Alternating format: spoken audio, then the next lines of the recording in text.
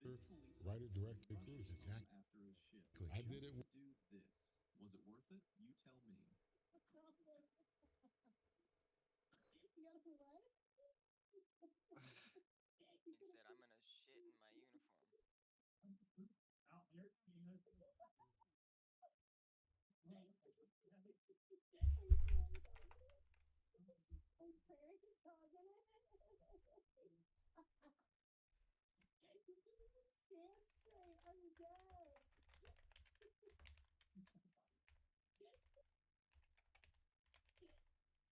He said, I'm gonna shit in my uniform.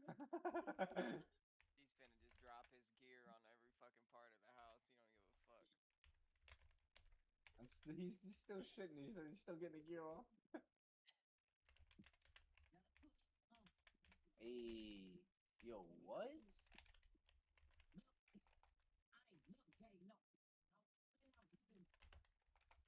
That is ridiculous.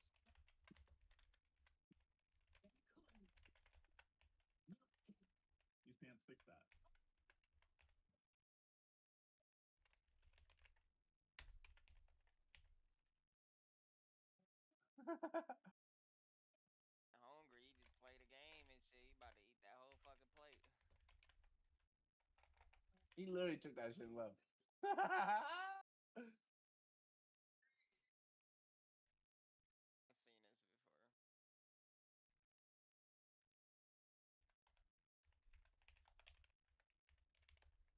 I've seen this before. The horse over here is shitting. They screaming because the horse shitting. He think they giving him some noise or something. He's like, y'all heard of me? He like, yeah. Who is he? He said, I don't even know who he is, but he's like, y'all heard of me? And the horse starts shitting and they all start screaming. He think they giving him applause.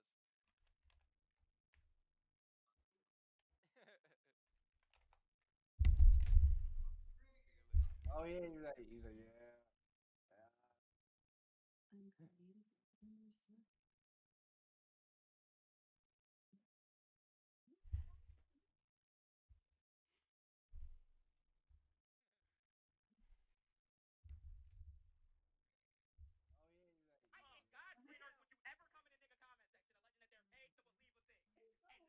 I know you're the truth, Jody.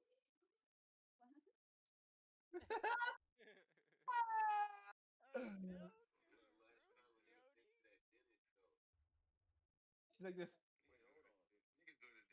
You hear? You hear? Like,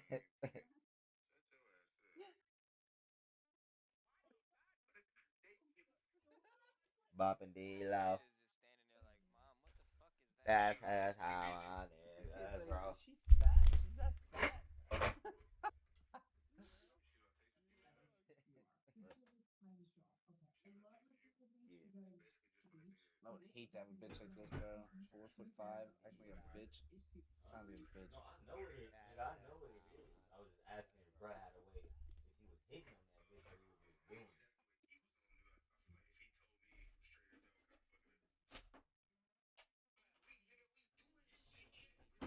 That's fire, bro.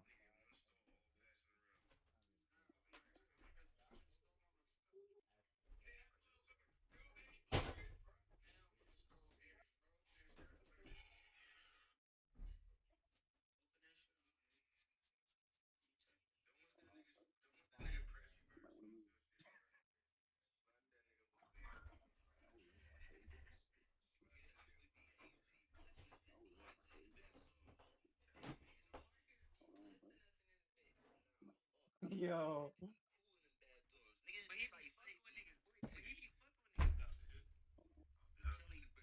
Yo. What you mean?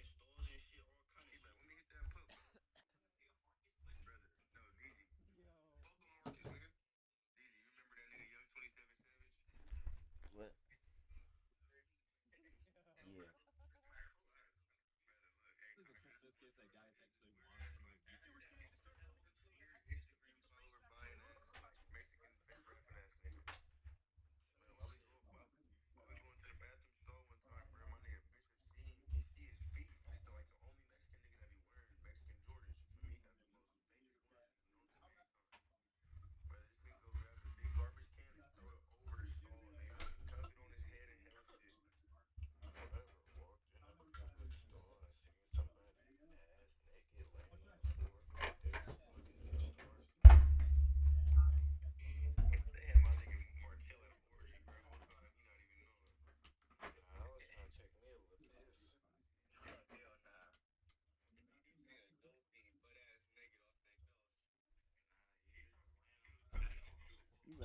gonna stick there and hold that bitch on, nigga.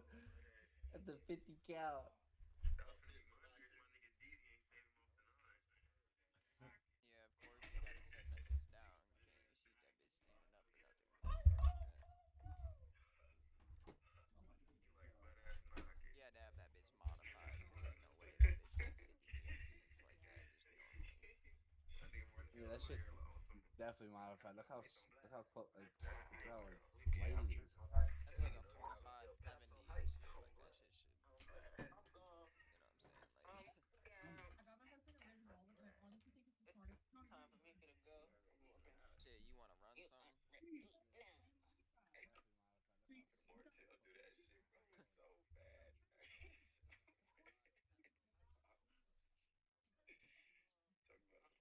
You hear me, Crucial? My fault, bro. You wanna run This something? $49 portable heater is disrupting the entire heating industry, and big brands are trying their hardest to make it Up and look deal out. famous. It's so powerful that it can heat entire rooms in under 2 minutes at almost zero cost without the hefty. Hey, real tone, it's some real money in the room. OG Percy. Okay. All right. And okay, what's up, Tone? As you probably know, the black community, we've been losing people to gun violence, but we've really lost a lot of people through drugs, specifically fentanyl. Okay. There was something you mentioned earlier with crack. People weren't dying from crack, though. No, sir. You know, crackheads, you'll see them, they'll come back. Yeah. It just turned into monsters. Fentanyl drug, this pill drug is serious business. President Donald Trump just signed a bill into law that'll make laws stronger and tougher on fentanyl dealers and users. Today we strike a righteous blow to the drug dealers, narcotic traffickers, and criminal cartels that we've all been hearing so much about for so many years, and very little has been done. And we take a historic step toward justice for every family touched by the fentanyl scourge as we sign the Halt Fentanyl Act into law. Good job. March. With this bill, we are officially and permanently classifying all fentanyl-related substances as Schedule 1 narcotics, which is actually a very big deal. It doesn't sound like much. It's a big deal, as they will tell you, meaning anyone caught trafficking these illicit poisons will be punished with a mandatory 10-year minimum sentence in prison. Well, what goes around comes around. That's how the system is ran. That ain't nothing for you to do. That's what Ronald Reagan did, ain't it? Put the drug on the street and then make it hard for the niggas that's on it. Hello. It's a sight. I've been here that long, y'all, to see That's a whole nother app. That's life repeat itself. The cycle come around. I've been here long enough to see the cycle go. Come on here. I'm glad they legalized weed. No, but for a minute that cycle went around too. Y'all didn't remember you could go to jail for us jointing it. You know how many weed cases I got? and now it's legal just to sit here and puff. Huh? Put the weed on the street, drop the pounds on the street, then make it get caught with some weed. Yeah, going, who ain't selling weed? You have to go find a weed house. Now you got dispensaries. Come on, man. That's throwback. Okay. The system ain't gonna change when they know they can win. How can they win? Is keep brothers' attention on something that, they lose focus on.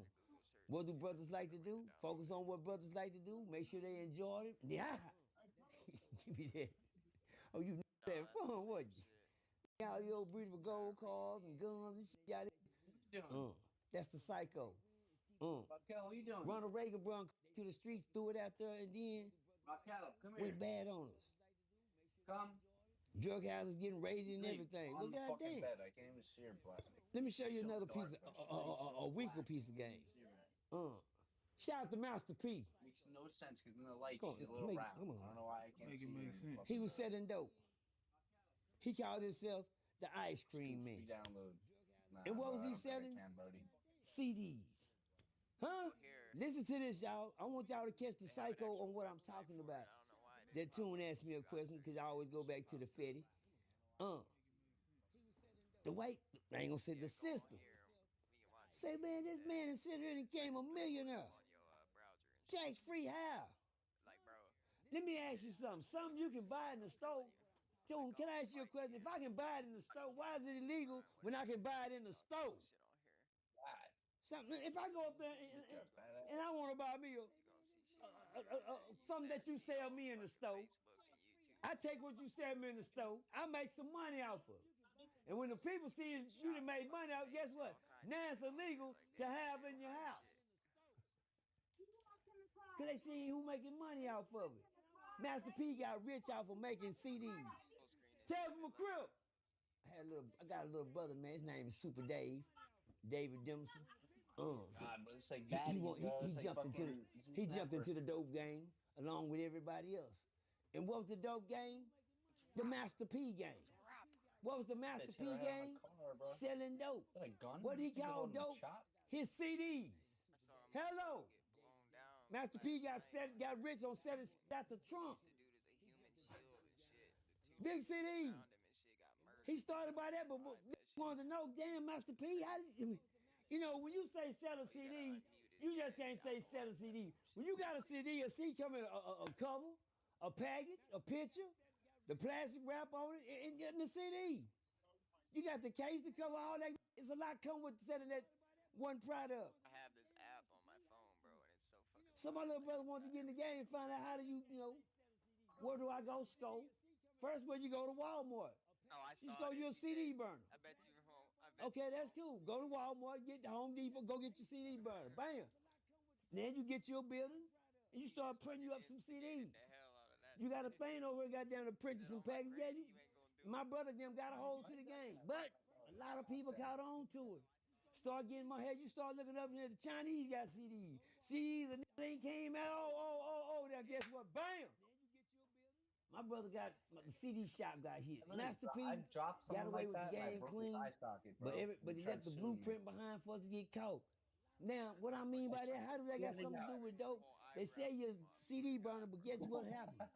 Get caught with that. See what they do to you. Hello. I'm trying to find out how do I go buy this in the store, and then if I get caught with it, I go to prison. I go to jail. I'm just trying to figure out some things, y'all. I'm just trying to show y'all a psycho that goes and comes. When they see that you trying to make some, get my brother's shop got hit. Boom, kick though. People all in there grabbing like he's selling pounds and ounces. My brother went to prison for having a CD shop. The CD burners. I'm trying to figure that. We didn't make no CD burner. But we got caught with a CD burner. And the CD burner got you time. Something that you bought. Don't worry about it. Back to the mission at hand. They're in court. Yes, bro. sir, Tune. It's sad that, that's what the president's going to do. Moving on to the next president, Bill Clinton. Bill Clinton was the next president that got down. No, throw something in the street and make sure that it stick. Goddamn it, it was a lot of weapons and guns, but you know what I like about old that guy that Bill? was just sitting there saying nothing. Bill Clinton was eating it. Big dude. When they like that, you gotta back up. Old Bill Clinton was eating at him too He bad. was a short Bill motherfucker, knew but that they were putting big dude. diseases out here on the street to destroy the black folks. What the fuck is that? He knew that. Bill knew that they told him to lock up all the black niggas for anything smaller than you get caught with a piece of rock, you going to 3 strikes you out. Bill know that. Old Bill Clinton. What did Bill Clinton tell us in the end? Time out. I'm at work. Time out. He said, let's go. Bill Clinton, he knew what was going on, y'all. He knew. Did y'all see what Bill Clinton did at the end of his thing? He couldn't do it no more. His conscience got to him. It ate on him. Bill Clinton. Why is was the that first guy president picking on a that came kid alive for? and say, hey, man, they made me do So that it. kid picking on that kid? Something he didn't want to do. All them blacks that was locked up for no reason, and all the stuff that Bill Clinton say, they made me do it. Bill Clinton, if y'all want to go back and look at that through history, go back and listen to Bill Clinton. Bill Clinton will let you know that's how the system is run. They throw it out there on the streets, give it to you, then they convict you for it. Now kids come Bill there his said size. they Like, made me here, do bro. it. Fuck up. They made me do Yo, it. I love They this made shit, we ain't man. heard from Bill since. I'm telling you, Oh, when you get your phone, He's you called gotta download the app on your whistler. shit, 'cause that's what I He got on blowed the mine, whistle, bro. the whistleblower. Fire. Bill was a It's called whistleblower on the It's that system. same icon and shit So for as the just find that on the app. how can I say it? Bro, it's so fire. It's way better. The Trump, well, you know, it's Trump time right now, but the Bushes, no, the Bushes, they were just so corrupt. You know, they gave the oil and they went and took it back. Hello. Oh, I saw this one. Yeah. Well, it never belonged to him anyway. The Bushes had their chance, you know, to cause mass destruction as they did what they did, but when it came down to law and crime, I am from a president town called Midland, Texas. Oil field money, $1 million Texas. We call it $1 million Texas now. A same place where Twisted Black was convicted. It was sentenced to 60 years in the federal penitentiary down there. I'm saying just for going through. City from Gunner Measley I'm from. As I was born in Midland Memorial Hospital. Why I'm saying that? Because that is the home of the Bushes. Some more presidential people. Back then you used to go to the state prison down there in Midland, but not no more, because that's all field money. You walking on all, Midland, Texas, one of the richest countries in Texas. It's all field money down there. But anyway, on that note, the Bushes did their thing, but now we got Trump. Trump is a whole different character. But one thing Trump got to do is what they tell him to do.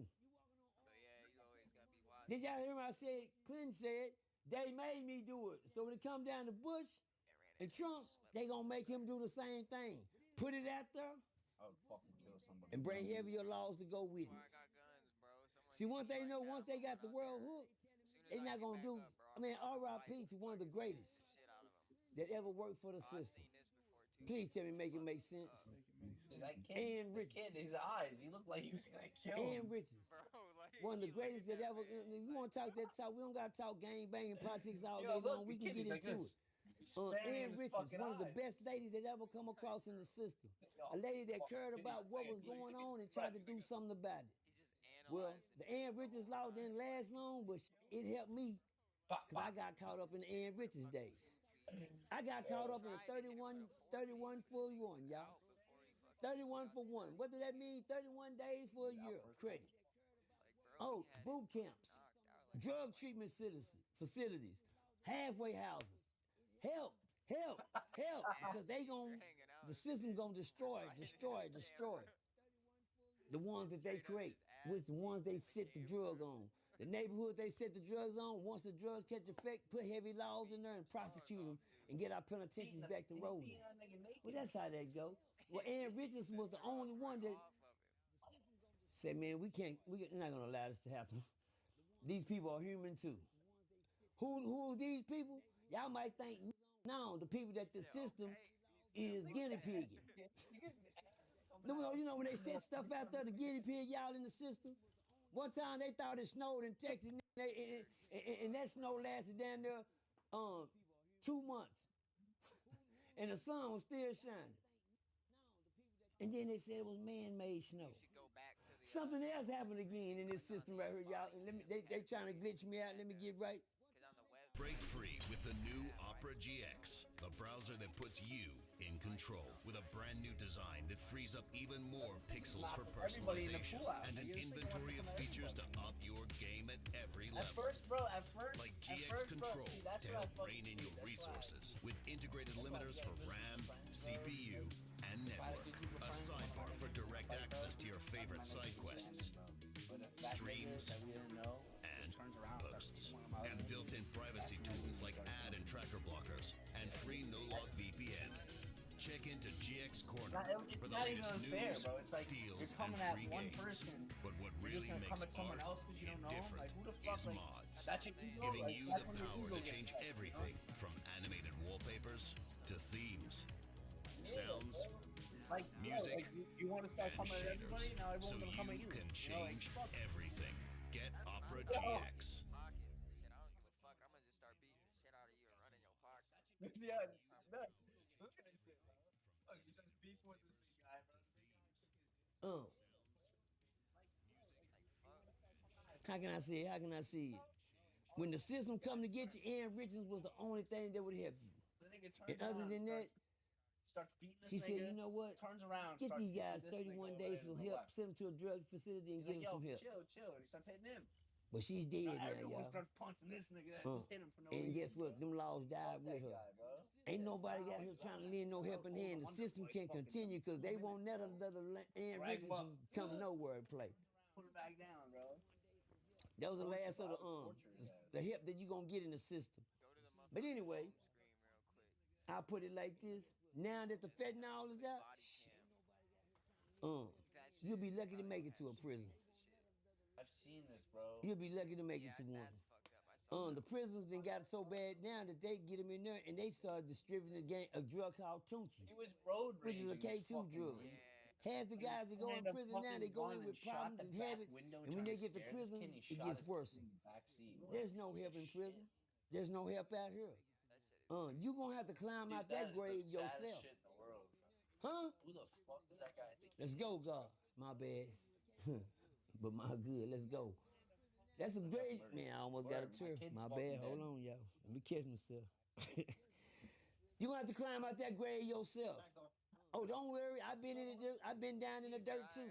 I didn't have to stick my fingernails in that mud and claw through the mud myself to try to get out that glade. It's hard. Ain't no help out here no more for that. Any kids is out there, please, man. Please, man. They tried everything on us. They didn't guinea pigs us so many. You remember when they hit y'all with the what was that thing? What's the first thing they hit y'all with? All you needed was a piece of sugar. What's that? What polio? You know, they was trying shit on polio. Then they came through and hit him with like gonorrhea. You know, put diseases in the hood. How about let's try the baddest one they threw out there? The Ebola. When they hit y'all boys with Ebola, when that shit got too messy, they seen that shit didn't work. You know, because guess what? What happened to the Ebola? They was going to kill off a bunch of them, our kind.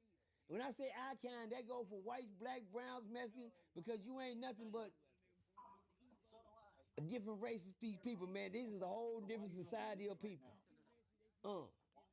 When the Ebola got too ugly, and the white, they own kind got a hold of it, they said, oh, shit, what happened? Shit, sudden, that's the Ebola, man, will kill that germ all in one. That mother was too. Do you see what Ebola did to people? You see what they did? So they went on and they mass scared right out. They capped that. That's too messy. Look, and he shot him so what's next? Let's try the diabetes. Let's try some more cancer. Put something in their food. Give them more cancer. They like eating them like barbecue. Put something in steroids. Do something. And they started. Y'all remember the disease called AIDS? Y'all remember that one? They tried that one. Yeah, the HIV in the hood. Remember all that old stuff? Yeah, that's supposed to be a lifetime. Something to wipe out the community, but it didn't work. They just move on to something else. This was in New York. My bad. This was right here down the road. Nobody forget. Do anybody remember COVID? Oh wait, no, it's not. Yo, how about that one? Someone a couple towns. Do anybody remember the COVID? Came at the police when they tried the COVID got here, acid. And all them people died off of that. And guess what? The way that they described that disease, being airborne. Y'all pay attention. Pay attention now. Because there's some shit that don't disappear. It's too much air out here. Hello?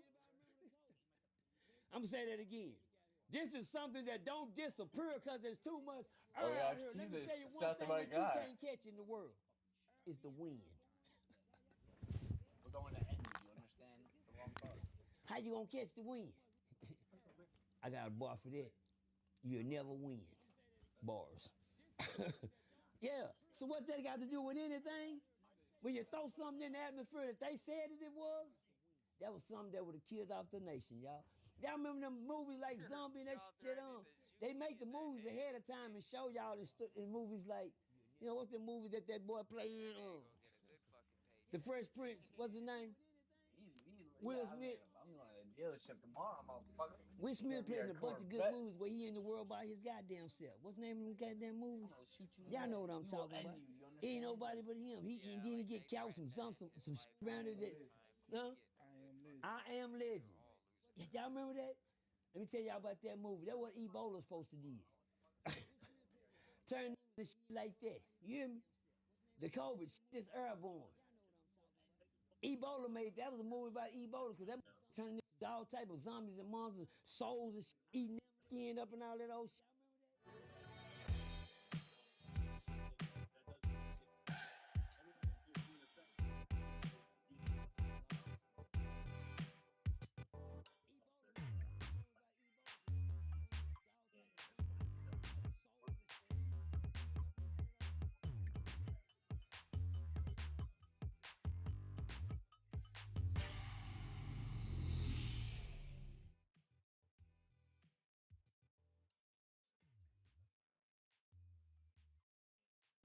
Okay.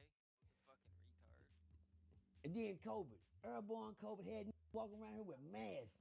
People losing their lives after lives. Because guess what? And then they put y'all boys through the best guinea pig test there was. Go get the shot. It ain't enough of y'all coming in sick enough. So what they do, they tell y'all go get the shot. Damn. And you'll be cured from it. But let me give y'all a little cure about the shot. Hell no, I ain't never do it. That person, you go get the shot. Well, you can stay away from me if you did go get it. Hell, you talking about? Cause let me give you something about the Ebola shot. I mean, a COVID shot. This gonna lead back. When you go to jail down here, tell them crip. Every time you booked into the county, they give you a shot. Then what they tell you that shot is for? What that test for? To see if you got what? Smallpox or some shit. Huh? TB. There it is. There you go, my man. Every time you go to jail, you get a TB shot. Something like a COVID. But let me tell you what the TB shot consists of. TB. Let me tell you what the COVID shot consists of. COVID. They give you the shot to see if your body will fight off the disease. Hello. What you talking about? It's like a TB shot. They come back 3 days later and say, let me check your arm. Why you need to check my arm? You just gave me a shot for the shit. We trying to see, huh? Make it make sense. If you got the bump on your arm, you don't got it. It didn't affect you, but you gave it to me to see would it affect me. And then you know how I know y'all got played? I mean, my butt. Creatures got played because started dying that already had the his shot. brother or some shit. And so what they told y'all to do? Go get shot number 2. Hello. I guess he hit her back. I got COVID 1 and 2 shot. Ow. So It's another shot. I thought they sold y'all the plasma work. But nah, you ran there and counted it. And then if you count it, the second one go knock it off. Boy, guinea pigs. But guess what's out now? Fentanyl. R.I.P. to Zach. I just lost my partner Isaac Berto. I just lost my homegirl Lisa. I just lost my homeboy Felix. And I just seen a baby get a hold of some down here in the projects, down here in the trenches in Gone. And the list goes on. My little partner died of the same. Slipped some inside one of his. My best friend Zach, R.I.P. to Zach.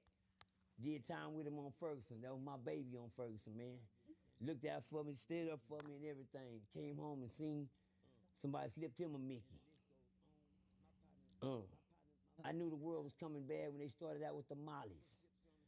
When the mollies didn't work hard enough, they popped out with some exos. When the exos didn't work hard enough, they just started saying, let's do some goddamn some uppers and downers. What are exo people? Heroin, you got uppers and downers. Some get you down, and some, just got uppers and you got downers. The guinea pig game. I got caught up in the epidemic. What is nothing compared to the shit they doing now? Have you ever got dipped in the water? Hello, been baptized. Well, I ain't. All right, what do you want to play? It's a lot of drugs I'm glad I missed after the epidemic. Red Shack, bro? You want to run some Red Shack? Let's go. Have you ever heard of gorilla piss? Nigga X2 said that gauntlet shit was ass, but I kind of like that. Have you ever heard of butt shit. naked? It helps me warm up. lost my goddamn mic. Oh shit. The chick off on my mic. My mic, goddamn, look. Hey, tell me, Crip. Fucking, I don't even have anything. Remember we were able to play multiplayer? I'm going on the journey one night, got me a little old motel, goddamn. He had me a little money, hit me a little lick. Went to goddamn me, got me a motel room from the order of me, one of me old cowgirl in the magazines, understand me, have her come keep me company. And so I had a partner that I know he kept some bad bills. I called him up, I said, say, man, bring me one of them bad ones. I'm gonna give you $20 to bring me a bad one until I got 50 for her. He said, oh, hell yeah, I'm on my way. You hear me? I said, you know what I like? Yeah, I know you like them bad ones. I got a bad one for you. He bring me the bad one. I said, okay, damn. He jumped out, knocked on the door. I said, oh, yeah.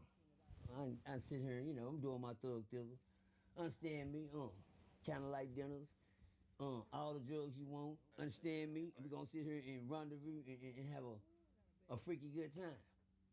So, like, is it understood? It's understood. When you bring it to the door, I said, oh, yeah. I said, oh, hell yeah, come on in. I looked at her, I said, oh, hell yeah.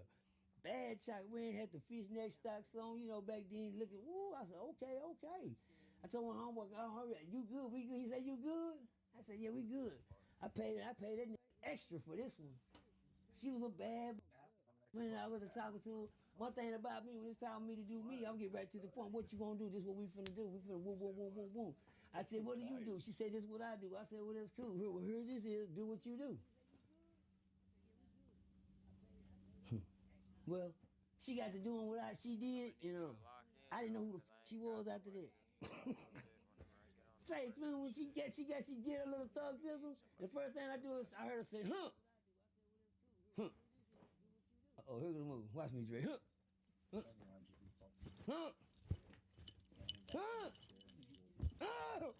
Oh, shit. I said, wait, god damn it, man. Say, man, come get this bitch. Man, you didn't start laughing. She said she tripping, ain't she? Man, you already come get this one. You know she be tripping, man. Them got butt naked and tore a wig off. Man, I'm scared and she done blow my high, the room high. Hey, let's go. Well, that ain't what fentanyl do. Fentanyl, it ain't no waking up from it. They find it's so many funerals and bodies and so many grave sites behind that right there right now. And it's a badass epidemic here. Getting on wet there. I seen a nigga, he hit some wet, hit a drug the other day. He said he was on some wet, and the nigga took out, had on a clean white suit, cleaning them for Thanksgiving. Got on the ground and went to rolling around in that house behind that. The sad thing, he didn't know what the fuck he was doing because he had got hit that wet. And he started getting butt naked. It got so bad they had to go get the nigga some milk. Hello? What you doing, man? But that's, keep on moving. I gotta keep going. Well, you wanna go ice skating? I got some shit boiling on the stove right now. Look like peroxide. I said ice. Bars. That was fire. Slow. You wanna go ice skating? That's another drug that's, I know that's right, appreciate you. That's another drug that's an epidemic out here too. We can keep going. But the fatty, now that they know these catching fatty, what you think the president gonna do? He ain't gonna come in, you think he gonna be like Ann? Hell to the fuck no. You think he gonna offer you some help? Finna lock in today, though. Hell to the fuck no. Where did this come from? The same people that it came from with the polio, the scolio, the diabetes, the cancer, the goddamn the Ebola, the goddamn the COVID, the same people. The syphilis, the diseases. You like to put something in they yeah. Back when I was coming up, this was getting burnt. Now they don't even get burnt like that no more. Do y'all remember gonorrhea, syphilis? They had all type of shit. What was I can't even remember what that bitch said it was. It was something that I couldn't even. Shotgun, bro. This guy has a but they fucking always gun, say bro. some kind of track infection. Sometimes it was something. They got all type of them. Remember they putting shit in your dick too. Off our sex and everything. Anything that make us shit cut fucking one bullet, fucking killed me. Move up as a race of people, they was destroying it. And they know one thing about a habit, once you get one, you gotta have it. Oh my. Nigga got a diamond bullet. That's what a habit is. They control us through that right there. And you think the president gonna come in and find you a place to go get some help for that? Nah, what he gonna say? Make the laws harder. And go get all of them. The ones that don't know and got stuck out on that, and it's a wrap. They put it out here. Stop fucking shooting at me. Just like the CD burner. And then they arrest you for having it. Bars. Hey, real tone, there's some real money in the room.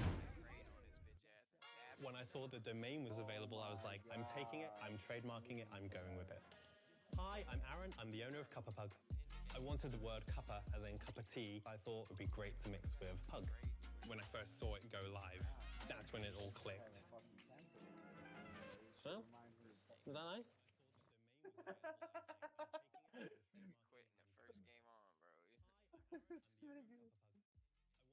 Visit G2A.com and browse thousands of keys for games and DLC. Discover brand new titles, timeless classics, and everything in between. Start your new adventure here.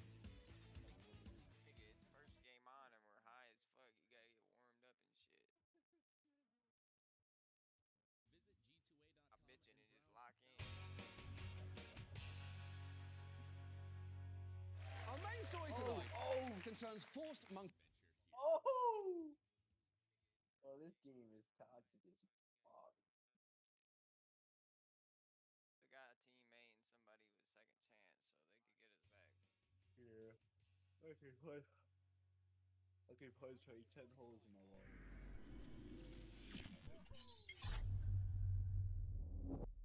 Well, this hits close to home with both of us because we both know him. Mm-hmm. Big U went through something that no father should ever have to go through. Yeah. His son, Baby Yui, got shot and killed in L.A. while he's locked up, potentially facing life in prison. Yeah, rest in peace to his son, man. I mean, you know, I think my man Huey P, rest in peace, my man Huey P. I heard he got, when I was in jail, I heard my friend died in jail, and he's like a brother to me. Rest in peace to him. And I know how it feels to be locked up and somebody call you and say somebody passed. You know, and I met Big U. I don't get into all of the politics and conspiracy theories and all the crazy shit. I just know how crazy LA can go. And condolences to him and his family. And, you know, sometimes you just wish, you know, on the internet, just have a little compassion when people pass away, you know, because it's, to me, what's crazy is I never want to pass away and somebody have video of it. Like you get shot or something and people have video of it. Like that's some shit that, you know, and you know, a lot of shout out to the platforms that step down and doxed a lot of people and put that video up there. It's like sometimes you be like, man, we in some crazy times, man. Rest in peace to his son. Like, you know, nobody want to see their kid or family member like that. So for me, it's just like, just to see video like that, it's fucked up. You know what I mean? Thank you, bro. You know, and I know everybody got their opinion. You know, it's the internet. Everybody gonna have an opinion, but you know, to lose somebody being locked up, I know how that shit feels. So you know what I'm saying? I don't get into the gang politics because I'm not in the gang. You know what I'm saying? But you know, I just know LA is a place now He's coming out. where He was right there. it's definitely not comfortable for rappers. Like you even hear people from out there. Like I was watching what's my man Poetic Flacco, and I heard him saying like LA is known like got an X on it in the industry. Like niggas know like niggas come out there you getting killed like as far as like artists. Like niggas don't care about rappers. Like they don't care who you are, they'll kill you. You know what I'm saying? There's no such thing as a pass. Cause you could be cool one gang, and that could be the gang ops. You gotta watch Rap News Street Politics. You ever watch that? Check him out. Check him out. He'll give you a shout to Rap News Street Politics. He'll give you a fucking like a map of what's going on with everything in LA. Like as far as hood days, niggas getting shot. You know what I mean? Like motherfuckers, what hood not to go to, who's beefing with who. That shit is crazy out there. So it's all out there to tell you. You could walk down there, even with the hats. Like, I think the Florida State hat is 40s. I think the Cincinnati Reds is like a blood set. The New York, I think that might be rolling 60s. I'm not sure. But even you wearing the wrong hat could be, you know what I'm saying? and you in the wrong hood, nigga could think you are out. Like, niggas don't care no more, man. Shit's serious out here. I mean, before 50 started to take off and the music thing started to become a real thing when you were still on the street in Queens, were there actual gangs where you were? When we was younger, the blood started in New York kind of early. Like, there wasn't too many Crips, like as much as there are now, you know, other kind of gangs. So yeah, Jamaica Avenue, there was definitely, you start to see Bloods there. It was circulating through the community. You would see Bloods there. It's Bloodset's been around for a long time in New York City, and now, you know, now all the gangs is flustered around the world. Okay, so during your time, there were Bloods in Jamaica. Did you ever consider being part of that? I mean, later on, like towards high school, I think like towards high school, you started seeing Bloods. Like there used to be, like Jamaica Avenue, me going to school was a war zone. So, you know, I see dudes get cut for their bus pass. You know, it was a lot of cutting and funny shit. You had Toy Soldiers, you had Shadow Inc., you had Lost Boys, you had Hammerheads. These niggas walk around with hammers on Jamaica Avenue. You know what I'm saying? You had dudes from Far Rockaway. Because remember, the bus terminal was there. Everybody from Queens used to come to the Coliseum block. So you usually see riots on the Ave. A little bit after that, you started, and then you had what is it? Zulu Nation. You had them. You had the fucking Guyanese gangs. It was just so many different gangs. It was really no Bloods and no Crips to my knowledge at that time. Then fast forward like a year or two later, you started seeing like Bloods on Jamaica Avenue. You know, it started to start. There's Bloods here, Bloods there in Queens. And that was years ago. I mean, we was kids, yeah. Okay, so you yourself, did you ever consider joining a gang or anything of that sort? Nah? It wasn't my thing. I mean, you know, when I was on the island, you know, I was loving the brotherhood. Like, I see how the Bloods powwow, but then when I see another Blood pop on another Blood, like, I just didn't understand it. And then, you know, when we was rapping, you know, Fifth would be like, yo, we never choose a side because, you know, us rapping, when you go to a market, I remember going to, shout out to Spider Loke. Spider Loke's my dude. See what he doing. Spider Loke was on the computer early with the YouTube shit. I be watching his shit too. So y'all go support Spider Loke. I remember Spider Loke, he could tell you we was on a tour. I think we was in like Cincinnati or something. No, not Cincinnati. We was somewhere in the Bay, man, San Diego or something, man. And the whole crowd was Blood, bro. And Spider Loke was Crip, man. That shit got crazy in there, bro. We had to get out of there, bro. It was like crazy, bro. Whole crowd had red on. I was like, that sounds like shit. So it's like, for me, when you choose a side and you be in a gang, you just never know when you're going to go to the wrong neighborhood or the wrong show or, you know what I'm saying? So, do you think that's why 50 started his album out? What up, Blood? What up, Cuz? What up, gangster? Yeah, because I mean, that's what was going on at the time. You know, the gang culture was there. You know what I'm saying? But, you know, even when 50 did the record, we think it in water. He was kind of ahead of his time with the music. The gang culture was starting to pop. Now it's insane. You know what I'm saying? So you got to be careful where you go. You got to be careful what color you wear, what hat you wear, especially in L.A. You know about L.A., man. Yeah. You know how we get, man. I live in L.A. That's why I said, watch Rap News Street Politics. Come here, Raquel. Come. You've just been seriously injured in an accident. What are you going to do next? He's going to call Sweet James. Sweet James. 809 million, baby. There's one of their 10,000 billboards. Is that Sweet James? No, it's Bigfoot. Okay, people, move along. There's nothing to see here.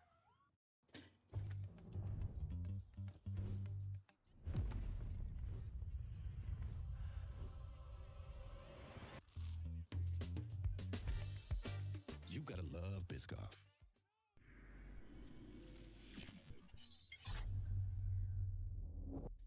Well, there's 75 potential snitches in Big U's case. Oh, man. So what they were saying, because me and Wack were talking about this yesterday, was that over the years, people would get pulled over, arrested, whatever, and they'd be like, oh, well, I'm going to tell you about Big U. Oh, yeah, Big U got this, this, and this going on. And they would basically, they collected this over the years to try to put this huge case together on him. 75 people since 2018 that have been given statements on Big U. Get pulled over, get caught with a gun. He's doing this, he's doing that. Cause I think by law, I think it's like 2 people that could start a conspiracy on you. Like if 2 people have accusations, like a person could say, yo, I bought a brick from this guy. And that could be like and then another guy say, well, I bought a gun from him.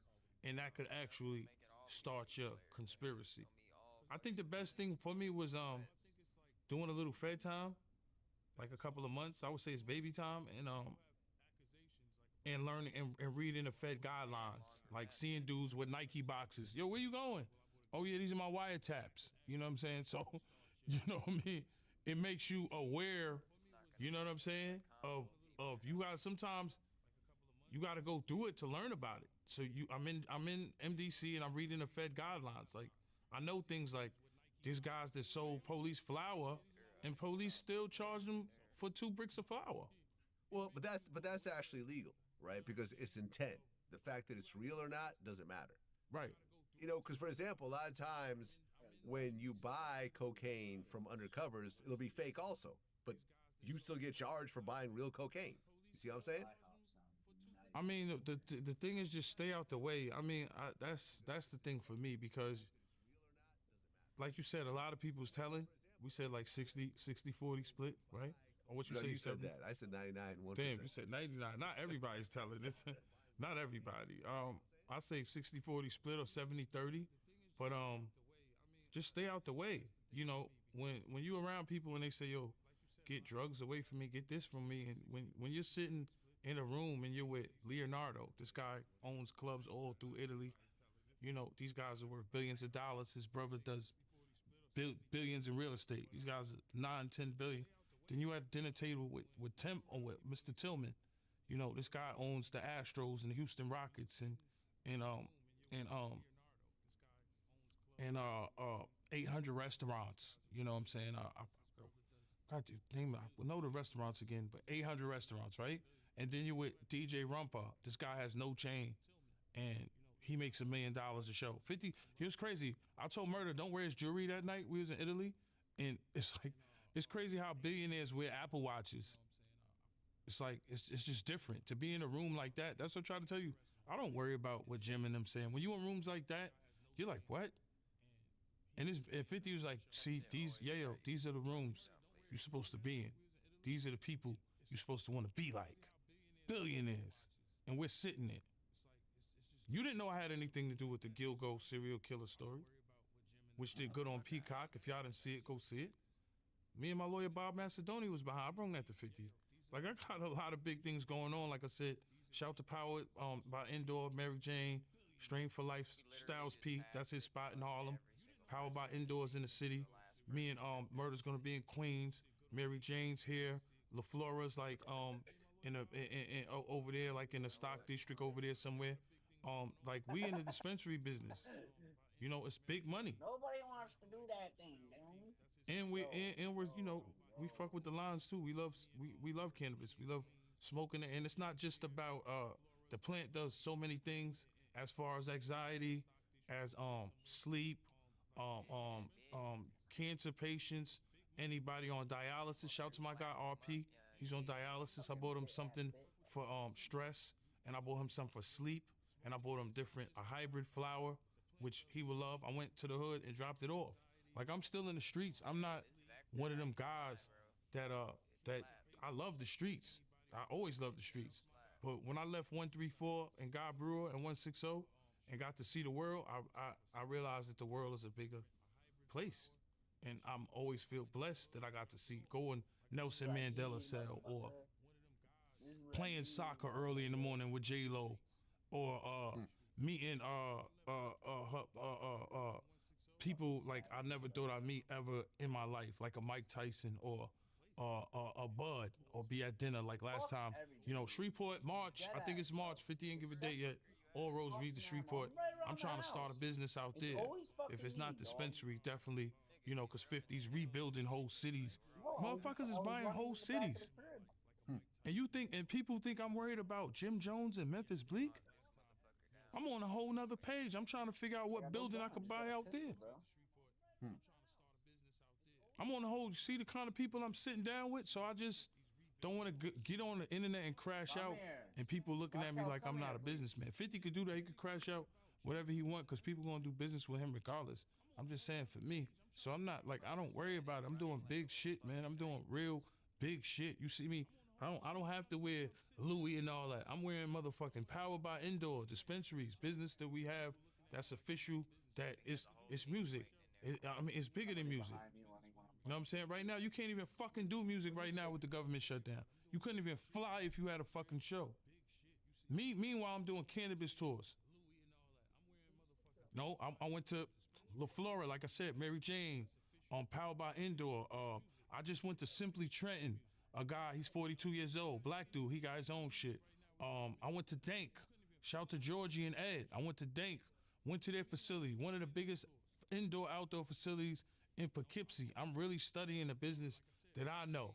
That eventually, when it goes federal, you hear me, Vlad? And even Vlad, you said you got the president pre-roll. I got the presidential strain. Yep, Yeah, Vlad presidential TV strain. Hopefully, we could do something with them. You know, I'm working with a brand named High. That shit is dope. Cure Relief. I'm fucking with them. It's just so many brands I'm fucking with. Dudes in Detroit, dudes in LA, dudes in fucking Colorado. Like, I'm really studying the business. Steve LaBelle, he's about to open a spot called Prism. He's opening that. He's doing his thing. Burner, I'm on the phone with him. You know what I'm saying? Holla at Burner. You know what I'm saying? Like, it's good business. Because when it goes federal and Amazon says, hey, Vlad, how many stores you got? 30, 40 stores?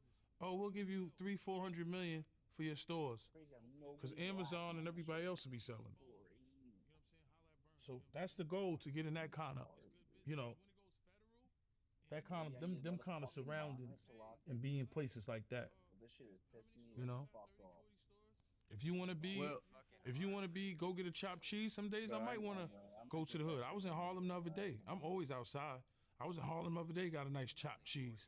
You know what I'm saying? I was in Queens the other day. You might catch me at New York Fried. You know what I'm saying? So for me, I'm always gonna love where I'm from and never forget where I'm from. But the whole shit is to elevate. And I love when people see me elevate, because I'm doing big things, and I'm still being humble.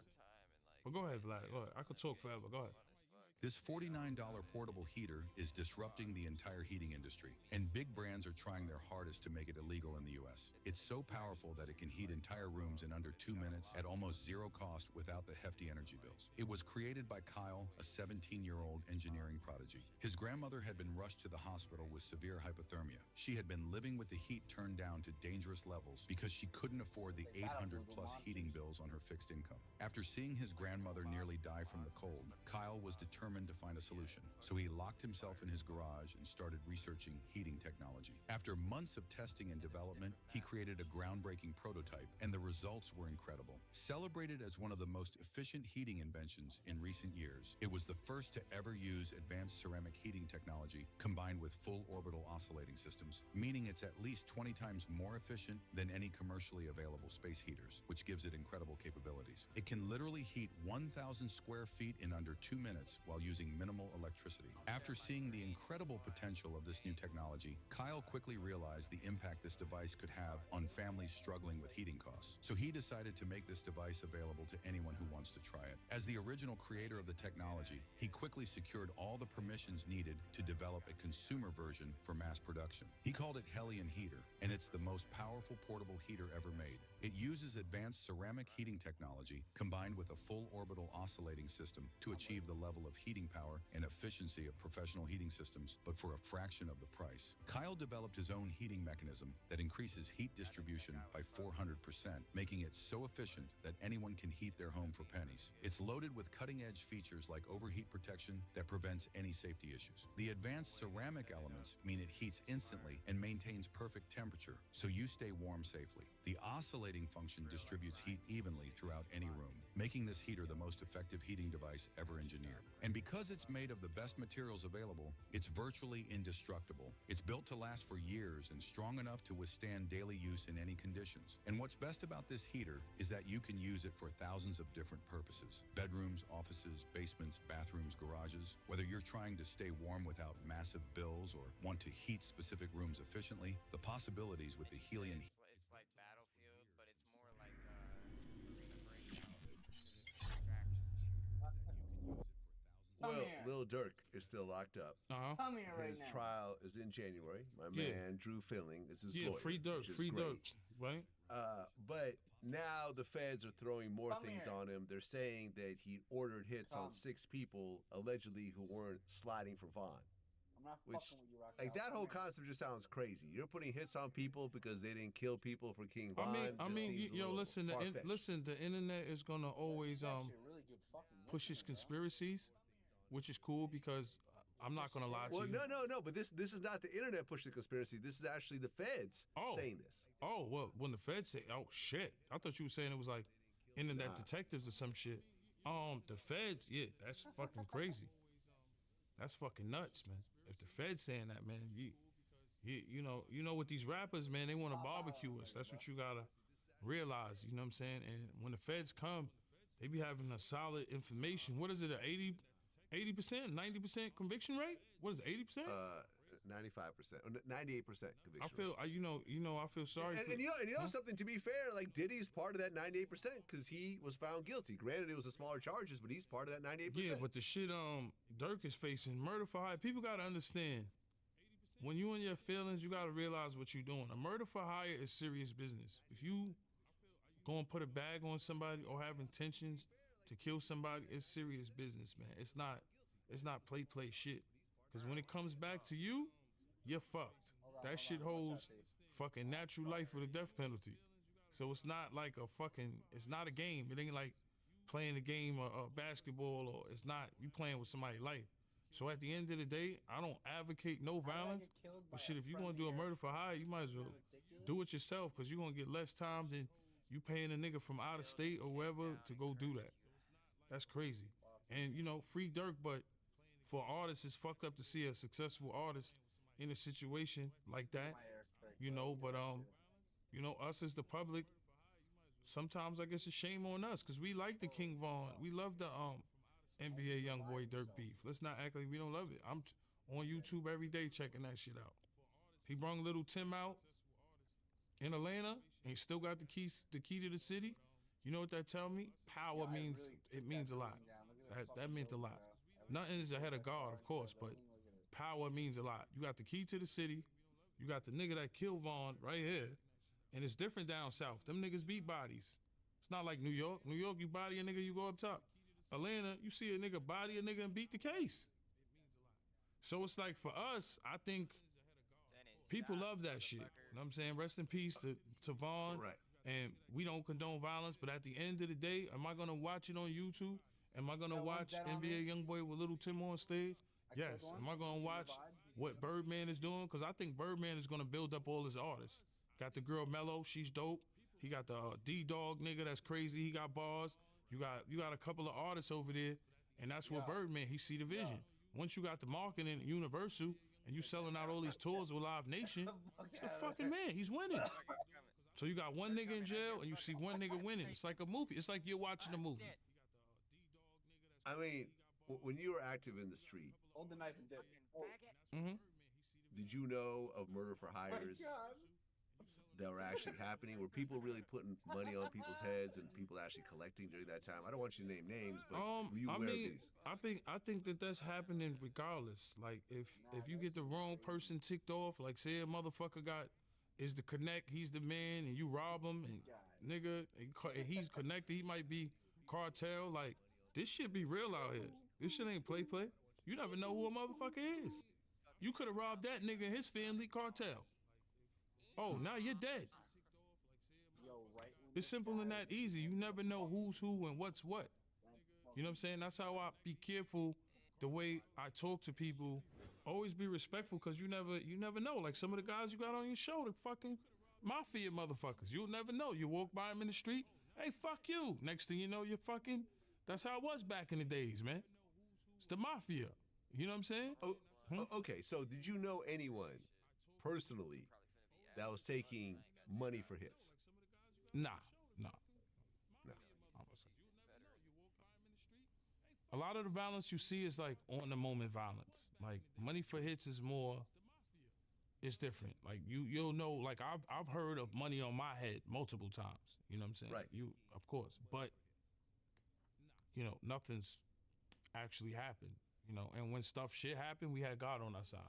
You know, so for me, it's always rumors. You know, but you know it's the streets, man. Streets have no pity now.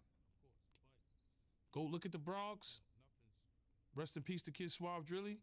Kill him in front of parole. You look at the shit in Chicago. Motherfuckers get killed in front of their kids. There's no rules anymore. Stay out the street. Stay on the sidewalk, man. It's more safe for a lot of people. You know what I'm saying? So, like for me, I don't want to be in any places. Like I'd rather be in the Hamptons. Like I said, I'd rather be overseas somewhere. That's what I enjoy to do. You know, when I go to the hood, I go to the hood and get some good food. Because the suburbs, you know, the hood got the suburbs beat for sure. If I want to chop cheese, I got to go to Harlem, Brooklyn, Queens. You know what I'm saying? The Bronx. If I want some good Chinese food, definitely can't do it in the suburbs. They got good shit in the suburbs, but it's mainly pizza. They got good pizza, good breakfast bagels, you know, and good steak houses. So I couldn't say there's good stuff, but fast food wise, all the good shit is in the hood, like New York Fried or fucking good pizza, margaritas, Gabby's, because you know, like I think Gabby's is like they got pictures of Ja Rule in there. That's they shit, and margaritas is more the Jamaica Avenue shit. People been open 40, 50 years, man. I'm a foodie, so like I said, when I come to the hood, I love the food, you know.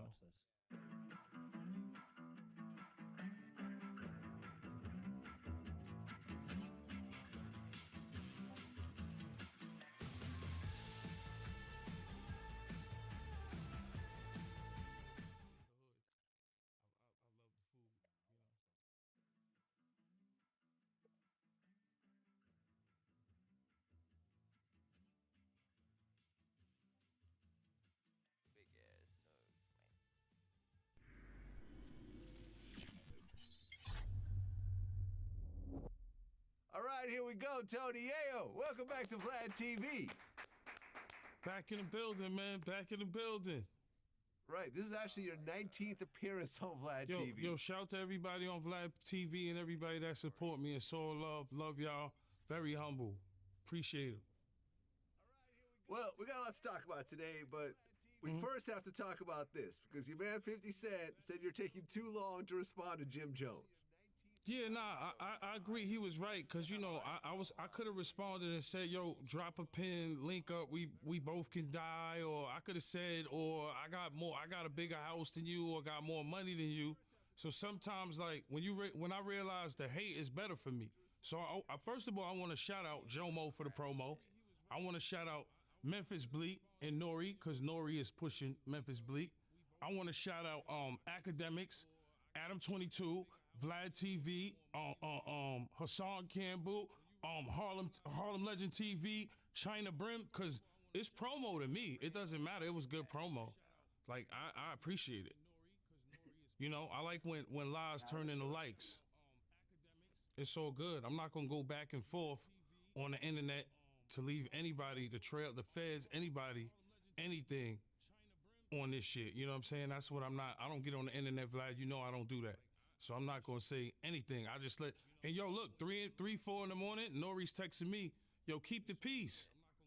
Cause niggas know she could get ugly, but I just be chilling. I don't want to catch a tag stone case or nothing like that.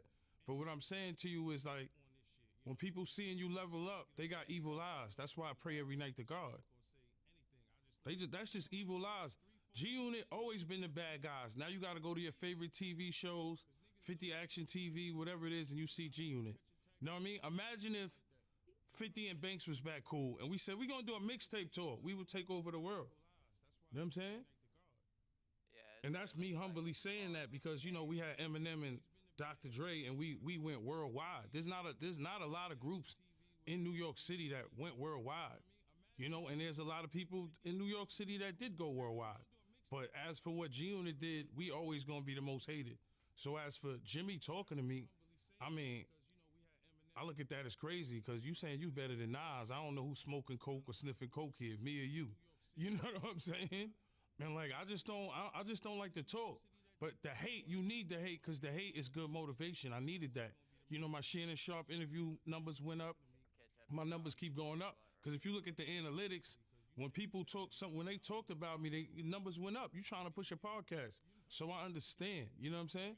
50 a different animal. He just like to, you know, and you know, it might could be with the Cameron and the Cameron and 50 thing with the paid in full. You know what I'm saying? But I'm doing big things like 50 got the Gilgo story killer, the Gilgo killer, serial killer. I brought that story to 50 with my lawyer Bob Macedonia. I'm doing big things behind the scenes, man. I'm opening the dispensary. Shout to Indoor, shout to Strain Gang, shout to Styles P, Strain for Life in Harlem. Me and Murder opened a dispensary in Queens right now. So I ain't really worried about that. I don't worry how they talk. You know, to me that was like it was promo. Nori know what he was doing. Nori's cool. That's my guy. But when I did Shannon Sharp, you sent Memphis Bleak to do Shannon Sharp. When I don't talk about these dudes, it's crickets for them. You know what I'm saying? So for me, I wasn't worried about it. That's why Nori texted me 4 a.m. It was like, yo, keep everything peace when niggas talk crazy like that. You know, half of the niggas we beef with wasn't even rappers. So why would I worry about a rapper? Half of the niggas had problems with street niggas. Half of the dudes we had beef with or problems with was really street niggas. I don't really worry about rappers. You know what I'm saying? I'm never worried about the rapper. I'm worried about the stupid nigga in your entourage that's ready to crash out. You know what I'm saying? But that shit costs lawyer money and bail money and all type of shit. You know what I'm saying? I know it can get real. So for me, I don't worry. I let niggas talk because niggas know they see me on YouTube and I'm doing them numbers. Thanks, Vlad. Appreciate you. I'm opening the dispensary right now. Shout to the Strain Gang. You know what I mean? Shout to Uncle Murder. We doing big things. You know what I'm saying? Might even open something down in Shreveport because 50 taking that over. Might, you know, because it's legal certain parts down there. I forgot. I got to figure the laws out, but we doing big things. I'm bringing movies to 50. I'm not bringing them bullshit bootleg movies. I bring them the Gilgo serial killer. Shout to Bob Macedonia, my lawyer. That's the type of shit I'm bringing to 50. You know what I'm saying? I'm doing big business over here, man. I ain't worried about these niggas. But if they want to do house wars, we could always do that. Like, I got nice property. We was buying houses when we was in our 20s. You know, cars, we could do that too. But I just don't brag and like to show anything because I like to just stay humble. I really don't care about that shit. Well, what exactly was Memphis Bleak responding to? Because it seemed like he was. I think Bleak was more on a promo campaign funded by Nori. You know what I'm saying? I said the Jay-Z thing, and I understand, but I looked at a standpoint where even Beanie Siegel came over there to our camp. You know what I'm saying? Who didn't want to be signed to G-Unit? Fab wanted to be signed to G-Unit. When I came home, they was talking about K. Michelle and Olivia. Everybody wanted to be assigned to G-Unit. At that time, when I got out of jail, but for me, I just feel like it was a promo campaign because what they doing over there is really not taking off in my eyes. You know what I'm saying? No, and I don't care. You know what I'm saying? But your first guest was Ja Rule. Like, you serious? Well, what was Jimmy upset about? What did you say about Jimmy previously? Listen, I don't get on this internet and talk about nobody in no crazy way, man. I don't even know, and I don't give a fuck. You know why? Because while niggas is chilling in the streets and bodegas in the front of the bodega, I'm in fucking Morocco eating smoked duck, nigga. Know what I'm saying? I'm fucking in Italy with Leonardo. This motherfucker owns so many clubs in Europe. Billionaires. I'm in rooms like that, so all that shit don't really matter to me. You know what I'm saying? You see my response, I ain't say nothing, but I was on that private jet, right? Me, Murder, and 50 was joking around on the private jet. That's what we do. You know what I'm saying? I think it's just jealousy. It's always been everybody hates G-Unit thing. And it's cool. You know what I'm saying? That's life. That's what it is. Nobody ever, I never, like, wanted to get accepted in the industry world because I know how we came in the game, and I know rappers don't like each other anyway. You know what I'm saying? A lot of friends turn enemies, right? Think about it. Biggie and Tupac was cool, right? Yeah, very much so. NBA Youngboy and Dirk was cool, right? They had songs together. Yes, you don't know the history. They was cool, right? Okay. The list goes on and on. You know what I'm saying? So it's like, for me, I don't get caught up in the bullshit, man. I just stay humble, keep it moving. You know what I'm saying? You know, and we just get into the money over here, man. My answer is being on a private jet, eating that smoked duck in Morocco. You know what I'm saying? A lot of dudes like a Jim, when have you seen Memphis Bleak or Jim go on their own tour personally? Well, I think Jim Jones has spot dates. Okay, I'm talking about your own. I Listen, think Jim has paid shows. We're not going to say that. Okay, but when have you seen him or Memphis Bleak overseas anywhere? Me, I just did shows in the Swiss Alps.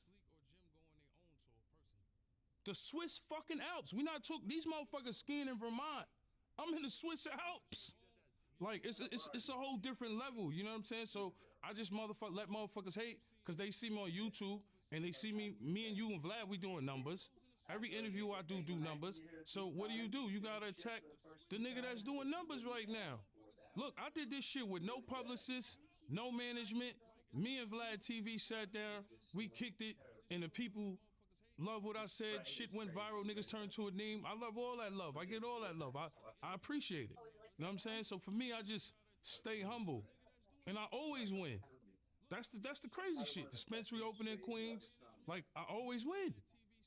That's the thing for me. I'm always gonna win, because sometimes when you stay humble, I used to be that, yo, drop a pin, we could link, we could both die. Why? We was all young at a time and we're doing that shit. You know what I mean? Fifth, he got so much money that he's just having fun. You know what I'm saying? So he could say whatever he wanted. Man, why you ain't say? I don't really be thinking about that. Like, half of the time I'm focused on what I'm doing. And then I need niggas to hate because it motivate me. I think a lot of people love that. The hate just motivates you. Like, I'm back pushing a pen. I'm back pushing a pen, so we can go song for song too. We can do that too. Like, it don't matter to me. It could go either which way. You know what I'm saying? But I'm not gonna go on here and just spaz out for no reason. But you know what niggas doing. When a nigga say he better than Nas, you know a nigga trolling. Bleak knew what he was doing when he went up there and said some shit to Jim. He knew what he was doing. He gotta promote whatever he's doing. That was it. He was viral for 1 or 2 days. I ain't say nothing, but if I went back and forth then, they would have went back and forth and it would have made them go viral. So I kind of know how to play the game. You know how it is. What did you always tell me, Vlad? You love when people hate more. Embrace the haters. Look, you embrace the hate because the hate spread more. I could have found a cure to cancer. I wouldn't have been on academics. I wouldn't have been on Adam 22. I wouldn't have been on all these websites. But it's cool. It was good promo for me. Shannon Sharp numbers went up. You know, I'm excited. I'm still on the jet. I'm still getting money. Like, it don't matter to me. You know what I'm saying? It looks like everything, bro. It literally looks like everything we play. It's like it's unique in its own way. You know what I'm saying? It has all the good elements, but it's like very different. You'll see what I mean? Like, 'cause I get into it. But like, it kind of gives like Rust vibes. You know what I'm saying? Like.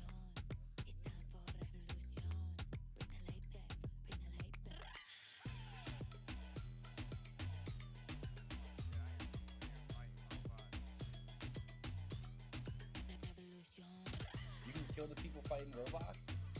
Yeah, they're real players. Kill robots and shit, and kill players, loot everybody, take their shit, and extract with it.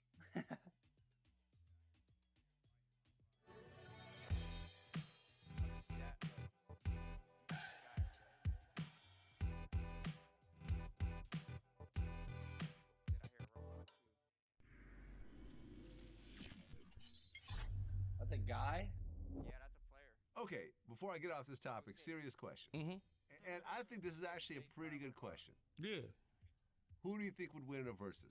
You or Memphis Bleak? Babe, he didn't even know you're there. Memphis Bleak got some jams. This is a really get the f out of here, Vlad shit. I think not.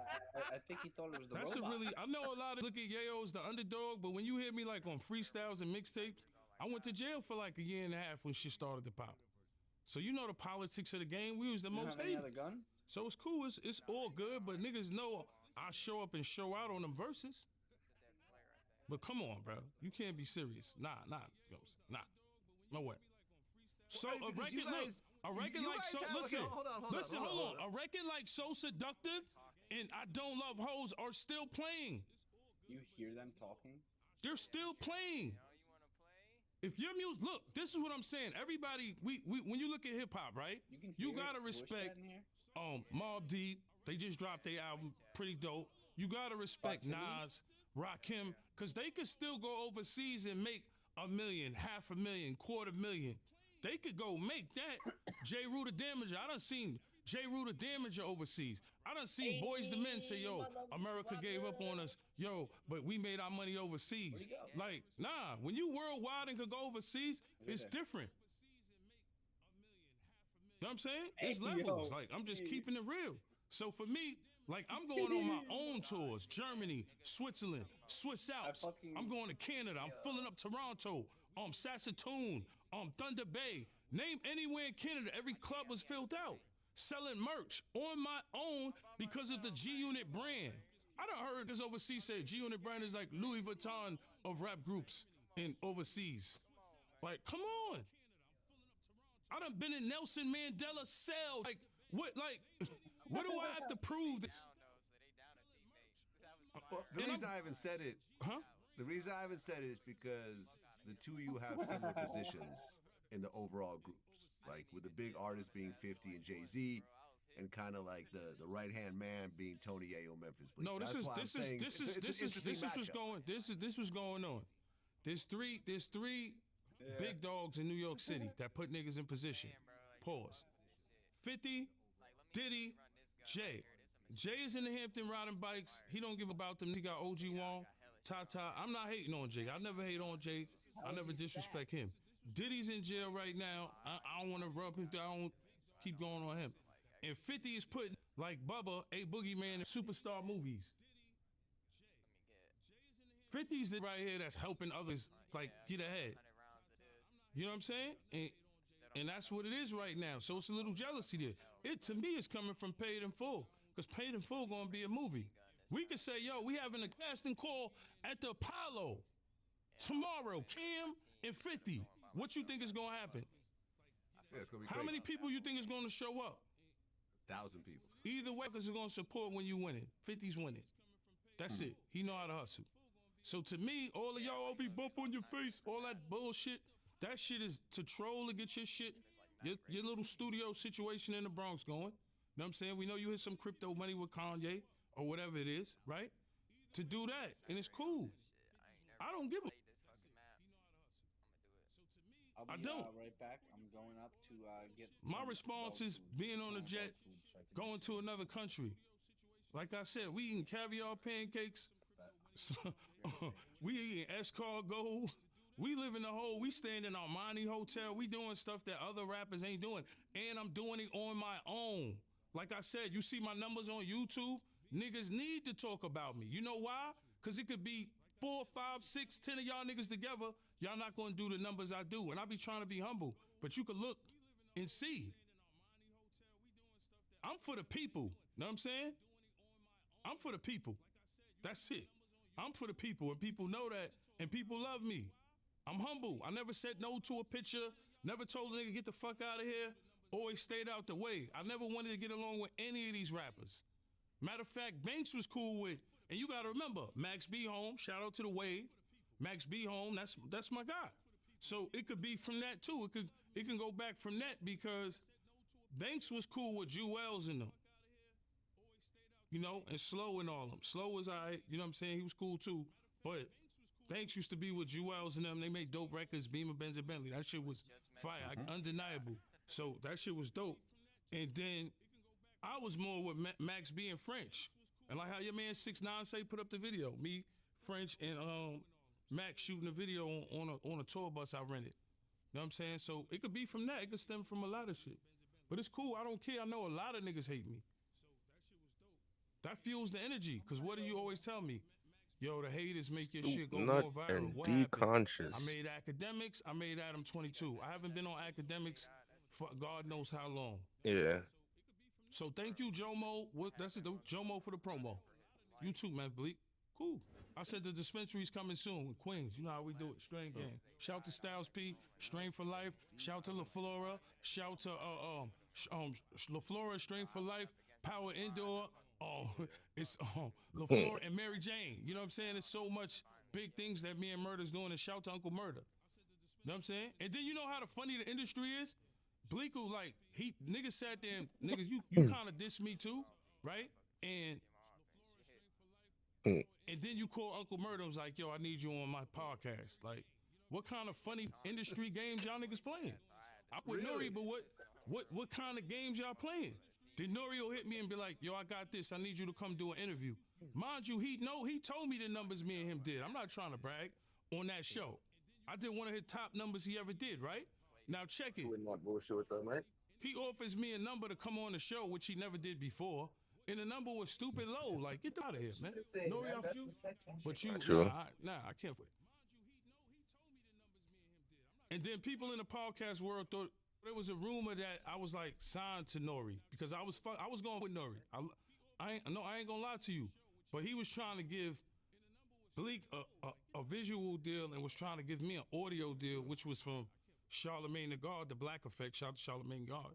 I could have went and got that myself through Charlemagne. So I looked at it like, I don't know the type of games they was playing. Shout out to Nori, but it seemed like, you know, Nori, I know you with Jay. That's your man. I thought it was Queens get the money. I guess it's not. You know what I'm saying? But everybody hates the unit. It's just, it's nothing new, man. I was a nigga banned from red carpet. You know what I'm saying? I was a nigga banned from red carpet. You know what I'm saying? Yeah, that's still not gonna change the fact that you need shields. Is I ain't got nothing too bad on my street report card. Nothing bad at all. When you think about it, it's just people that make up stories and fabricate shit and try to make shit up about me. And you know, God don't like ugly. Sometimes just be humble. But I know these got evil eyes. Change the fact that you need shields. That's it. And they know what to say to go viral. To when you type up Tony Ayo, you're gonna see that. And it's cool. Oh, you need an actual fucking shield to be able to recharge. You gotta take that off of a player. Tough skin, right? You have to. We're gonna talk about you every day. Yo, you ugly, you this, you that. People gonna judge you. And as long as you believe in God, you good. I wake up and pray every day. And you know, I pray to God. They praying to the devil, some of them. But I pray to God, bro. And I'm just keeping it real. And my blessings always come. Every day a new blessing come from me. So I don't give a make my enemies my footstool. You know what I'm saying? And that's real. That's one of the realest quotes you're gonna read in the Bible. Like I really don't care. And Musk could go ahead and after this, I ain't gonna talk about niggas never again. You know what I'm saying? I'm not gonna go on here and say, yo, I'm gonna kill you, and nah, I'm not gonna do all that. Cause when shit get real, cause I've been through the real predicaments, like when houses get shot up and cars get shot up and houses and fucking cars are getting blown up and all kind of shit like that. You already know how it works. So you just chill and just fall back and play the game. Like I said, that's why Nori texts me 4 in the morning. Good recharge right there. All right.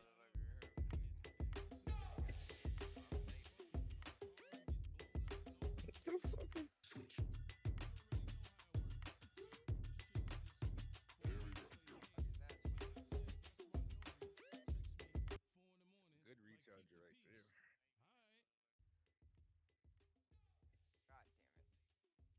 Wix gives you the power of AI to build the website you need with full business functionality and a design tailored just for you.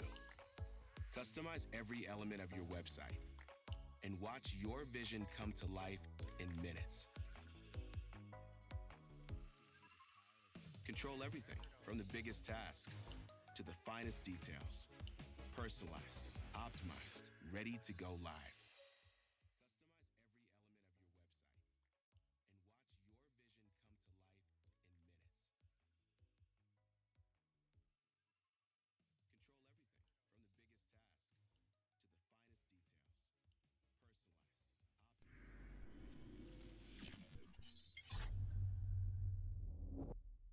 All right, let me ask you a question before we get off the topic.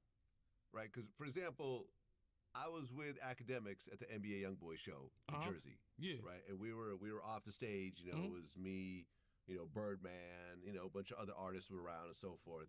And Jim Jones was there, and I saw Jim Jones confront academics. He, kind of got in his face a little bit. He was getting a little bit loud and so forth. Now, let's just say the two of you run into each other backstage. Would you go and have a conversation with him and try to have a polite conversation, or would you just keep your distance? Nah, listen. Jim is not gonna. Okay, hold on. I just want to say this. Hold on. Go ahead. Jim. Yeah, I just want to say this. Go ahead. I don't see Jim approaching you in the same way as academics. Clearly, the two of you are very different people, right? So, would you actually have a conversation with him and try to clear things up, or would you just keep your distance? I mean, for me, like for me, I don't even want to be places where niggas at, cause I know what happens. I know lawyer money, Scott Lehman, that's gonna cost a grip. I know bail money, it's gonna cost a grip. With your name affiliated with anything with 50 Cent, you know what I'm saying? And like, I'm the type of nigga, like, you know how niggas wear jewelry, and cause there's two securities. You got your thug, you got your gangster security, right? And you got your licensed security, right? That's why I kind of like the dispensary business, cause it's a licensed security to hold it, right? But when you got like motherfuckers really don't care about their people, you can have your jury or whatever on, a motherfucker taking a risk of going to jail or him getting killed because you got a chain on. For me, once I'm famous, my face is a jewel, so I ain't tripping on no jewelry. It ain't a good investment to get killed for. Go buy a house or something else, or invest in some Bitcoin or something else, because it's cool as rappers, we gotta have it. I still love it, don't get me wrong, but your niggas taking the risk. Are you gonna have the bail money and the lawyer money for your nigga or not? Because a nigga might not be ready to spend $500,000 on 4 niggas. Wait, it's telling me that shit saying? too. So for Expansion me, I know how complete. this You did game it. go. It I is don't go back and forth. Look at Tax Stone's situation. Let me ask you a question. If Tax Stone didn't go to jail, right? Hypothetically, do you think he would be in a good podcast space right now? Man. 100%. It says, I've contributed zero materials. Merit rewards is 3,600 and rewards unlocked is 24 out of 24. That's the thing about me. I don't want to be around niggas. I don't worry about what a nigga gonna do to me. I worry about what niggas or I'm gonna do to you. Because it's an entourage thing. And I know you got niggas on your side that's ready to crash out, and I'll have niggas on my side ready to crash out. And you know how shit is. Niggas will start calling your phone like, yo, what's up? And you be like, yo, I ain't worried about that shit. You know what I'm saying? Well, I'll say this before I get off the topic, right? I just interviewed Earthquake, right? Yeah, the comedians. The comedian, yeah, right? Yeah, shout out. And I brought up a situation. I said, well, when Cat Williams was on Shannon Sharp, he claimed that you didn't know how to read. He's like, the reason why Earthquake doesn't have TV shows is because he's illiterate. He doesn't know how to read. Okay. And I'm like, listen, you know how to read, man. Right. He's like, yeah. He's like, I don't know where that came from. And I'm like, have you ever run into him? He goes, yeah, we actually had a show together. And we ran into each other. But he said right before that show, I had met up with 50 Cent. And 50 told me, he said, if you're not ready to kill a motherfucker, don't confront a motherfucker. 50 Cent gave me some some of the best advice in my life. I mean, when it comes to this. If you ain't willing to kill a nigga, then avoid confrontation at all means. Whoa. Yeah, just leave it alone. Yeah. So what he did was he saw him, he shook his hand, and he kept it moving. He didn't confront him about the illiterate thing, whatever. He just said, I'm not prepared to kill someone right now, so there's no issue. Yes, because, listen, at the end of the night, I've been around some real niggas, man, and and I always learned the whole goal is to make it home. That's it. Like, I never tried to play tough guy. I came home to a situation where it was us against the world, G-Unit versus against the world, and it still feel like that. And it's all good. I never wanted to hang with rappers. I was never really our thing. We never got along with anybody. Nobody. Like, absolutely nobody. Like, I don't remember really hanging with a rapper. Like, Max B and French was probably a couple of other niggas, but... Hold on. You were cool with J. Cole. Oh yeah, J. Cole, yeah, definitely. Right, you were cool with Danny Brown. Danny Brown. Nah, I can't say I wasn't cool with a lot of rappers. Yeah, like no, for me, you were a cool rapper. You were cool with Mobb Deep. I saw you hanging out with Prodigy. Yeah, but that was time. That was later on. But in the beginning of the game, nobody never even really fucked with us like that. You know what I'm saying? And it's cool. A nigga always got something to say about Yayo, but I don't take it in a negative light because I know the lies turn into likes and it spread faster. And it's fucking cool. I don't care. Like I said, thank you academics, thank you Adam 22 and everybody else. J-Dot, what are they doing now?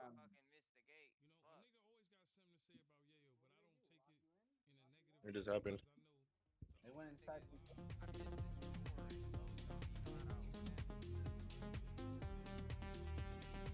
What the fuck? Is that not an X-Ray? Yes.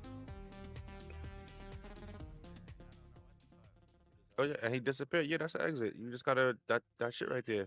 It's an extract. Just go up to press E and it'll start the timer to bring back the extract.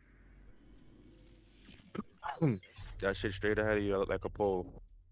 Well, yeah, you that touched red on shit. this already. Max B is out. He was just ready to get the fuck out of it. He was leaving whether you guys are coming or not. Have you guys talked? Nah, I ain't speak to him yet. I know he busy, you know what I'm saying? I know he had a couple of dinners. Who Kid hit me up and was asking me if I want to go to the dinner, but I was the like, door nah, starts to close as soon as you finish typing, or if the 2-minute timer goes off, whatever comes first. Georgie and Barry Harbor. He just killed Harbor. That shit was crazy. Nah, it's not gonna open until the lady says, "Okay, check in the hatch, like I said, man, stand clear." He's one of my favorite rappers, man. Really? Yeah. Huh? Okay, I've never heard because you say that. And you can use X to change your shoulder peak, so you don't gotta expose your whole body like that. Melodic and raps. Like I liked when 50 got melodic and shit. Max B, I like the melodies. I like when A Boogie get melodic. I just feel like even Pop Smoke, he get melodic on shit. So that's what made me kind of like Max B. You know? Yeah, I mean, look, we were rocking with Max B before he got locked up. I did one of his last interviews. Yeah, that shit only does a light damage, and what you're fighting now is a Hornet. It's all black. It doesn't have a white soft spot besides the propellers. You got to be under it to shoot that. Time, you could tell how heavy things were hanging on him because he was just always. For those, you need to hit the back two propellers, so like the back left and back right. Yeah, that shit only does a light damage. I mean, Max B is just a wild nigga. From my experience with him, he's just a charismatic wild nigga. You know what I'm saying? That when I was around him, you know what I'm saying? He got an aura to himself. You know what I mean? But funny ass nigga, man. Screaming. Do you think that musically Max B can make an impact again? I think he can. I think he can, and the thing about Max B is what he waiting for? He's gonna wait until records, like another team comes to push to get that extract, and he's gonna have to 1v3 them and get fucked. Overseas. Like people know Max B. You know what I'm saying? I think he can do it. I think he can do a state tour. You know, he can do Boston, Buffalo. He can do all them venues, House of Blues. I gotta buy hella ammo. And for him, it's just he's one record away. He just come out with a hit. I think he's supposed to be dropping a record with Jada. So we see how that sounds. But Max B, he know how to make records. That's one thing about him. He not just a rapper. He knows how to make records. I gotta buy hella ammo. Oh, the scripture have it now? That's why when you say going back to like a versus for anybody, like Seductive, and I Know You Don't Love Me, them records are still playing. It's like 25 years later. When you go to a strip club, that's in a lot of DJ set. Shout out to my boy Fort Knox. That's in, that's in they set. You know what I'm saying? So when I go overseas, when I do the tours on my own, that's when I realize I could hold my own weight. Like people will be surprised, like, oh shit, Yayo on his own tour. Like Canada was amazing. And merch sold out. I made some good money. Shout out to my man Peter Jackson. You know what I'm saying? I did a whole Canada tour by myself, and it was great. Was it arenas? No. Was it clubs? Yeah, no, I just spent 100,000 on just levels. You know what I'm saying? There's restock in my inventory. Way bigger levels than me, and it's cool. I'm cool with it. I had Wack 100 on my show yesterday. And Wack claims that Max B cooperated. In fact, during the interview, academics called in to ask him about it, so we put him on speakerphone, and they had a whole kind of back and forth over whether he cooperated or not. I guess Max B's brother reached out to him and claimed he did, and saying that So let me make a Max, fucking build for that then. that was involved in it, the stripper, whatever.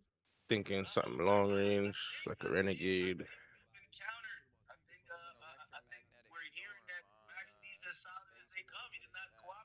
Those are it's like the same as a nighttime raid. It just doesn't have as much blueprint spawns and shit, but 1090 it's just still a fun. regular dude like everybody else. The documents, this is what you're looking for. Actually, here, let me guide you directly to what you want to read. I sent you the paperwork. Nah, I still robots and shit out there. It'll fry your electronics. This is one part where he's It'll fuck up. I mean, obviously you get hit by a piece of lightning, it's damn near gonna kill you. It's gonna take away all of your shield and leave you on like 40 health, 50 health. That's other part you got. That's Max B's paperwork. The other part is. I don't look at it. It'll tell you that. You have all the documents. You even have the appeal. There's another part where you'll see Max B told the detectives where the girl involved in the murder robbery, where she works, with strip club, and where she lives. Oh man, that shit's fucked up. Yeah, that's snitching. What's your take on all this? I mean, I ain't see no paperwork, so I don't know, man. I know that's the new thing to, expose so-called rats, because I'm not gonna say Max be a rat, you know what I'm saying? But I don't know. You know what I'm saying? I ain't see no paperwork. And I didn't see no paperwork, and if somebody do rat, I still want to mind my business. You know what I'm saying? Like, that's kind of your business. You ain't telling on me. You know what I'm saying? I'm not saying it's justifiable what you doing because you in the streets, but I just want to stay out the way, man. That's what I suggest to a lot of YNs coming up. Stay out the way. You know what I'm saying? Because it's crazy in prison. It's crazy in jail. And it's crazy in the streets. So I just stay out the way, man. Well, look, take a look at this situation just on a human level. Yeah. You're looking at 75 years. And you may have some involvement in it, but you're not the real perpetrator of the act. From what I understand with this particular situation was they go to, these guys, not Max B, but some dudes that he allegedly knows, went to go rob somebody. Right. The dude only had like $800, and the robbery turned into a homicide, essentially.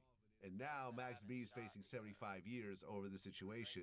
Yeah, He's 30 around. something years old at the time.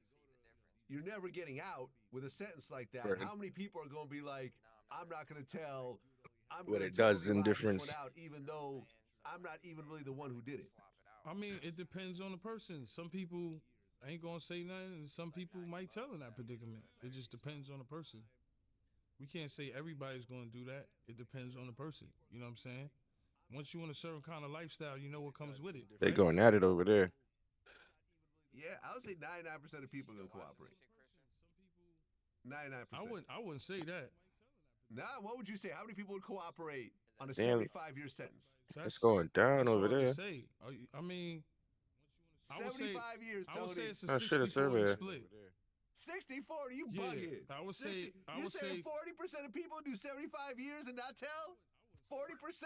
K Flock, man. That motherfucker hit you. He's like, yo, fuck that. Just give me my time. Well, there you go. White tigers exist. In the words of Ari Spears, there are Let's white tigers out there. Look, let's do 50-50. 50% of people might tell, and it depends if you're a civilian. If you're a civilian, that doesn't count, though. I'm just saying, overall, everyone who gets arrested, what percentage of people tell? In a 75-year situation. Now, listen, 6 months, I'm sure a lot of people, even civilians, would be like, man, I'm going to just do my 6 months. If I tell, my homie might get 20 years. All right, I'll just do this little 6-month. Cool, I could do that. 75 years, you're going to die in prison. 99% of people are telling. 99% across the board. 99%. That's my estimate. But if a nigga telling, why we finding out this late? Because he coming home? Like, that's, I don't know. I'm not with the smear campaign shit. No, I'm not on the smear campaign either. I just want to know what really happened. And to me, I'm a Raiders. The generation we in now, they don't really give a fuck about that shit. Raiders. My the biggest generation interview of the we in year. now, like, you know what I'm saying? I know for a fact they just love good music. They're not looking at before, yes, in our era, yes, street code, everything, right? You know what I'm saying? Yo, T, look at my screen. Look what I just bought. Like the most street rapper you got is Oh, I had to reload. Fuck. Don't you think? Like out of all the new Concho, he's weak. He's weak. So it's like that's like a breath of fresh air where you hear Don't let him pick him. street music and you seeing Bruh. that aggression like Tupac and 50 and you know what I'm saying? Or you know what I'm saying? So for me it's like I don't know, man. It's like for me, I just look at it like I don't think people care no more. If you got good music, they don't care. Real street dudes, yeah, they gonna care. Yeah, there's a code. I agree to that code too. You know what I'm saying? I understand. But for the average listener, like, all right, let's look at Ola Gunna hate. Was his music still good? Yep. You getting fucked tonight? Him, Burna Boy, that shit is. You hear that shit everywhere you go in the car. It's rocking. So niggas put a jacket on him, but he still put out good music, right? Okay, but look at, for example, Troy Ave. Troy Ave, I thought was really buzzing before that situation. The Tax Stone situation happened. He took the stand. He told, and now I feel like nobody cares about Troy Ave's music at all. And he had us. And listen, I know me and him don't get along, whatever, but I can honestly say that he had a serious buzz, especially in New York. Troy Ave knew how to make good music. Don't get me wrong, but I just think everything was crazy. That just was a whole sad situation. That's what I'm telling you is when the internet turned real. That's when it's one of the first times you seen it. But you know, sometimes you be like, damn. Cause I fuck with Tax Stone and I was cool with Troy Ave, so I know Tax Stone be like, damn, I wish I ain't even go to that shit. Like, that's what I be trying to tell you. I don't want to come to the events. I don't want to hang with you. I don't want to collab with you. I don't want to come to any of your businesses. I don't want to hang with niggas that hang with you.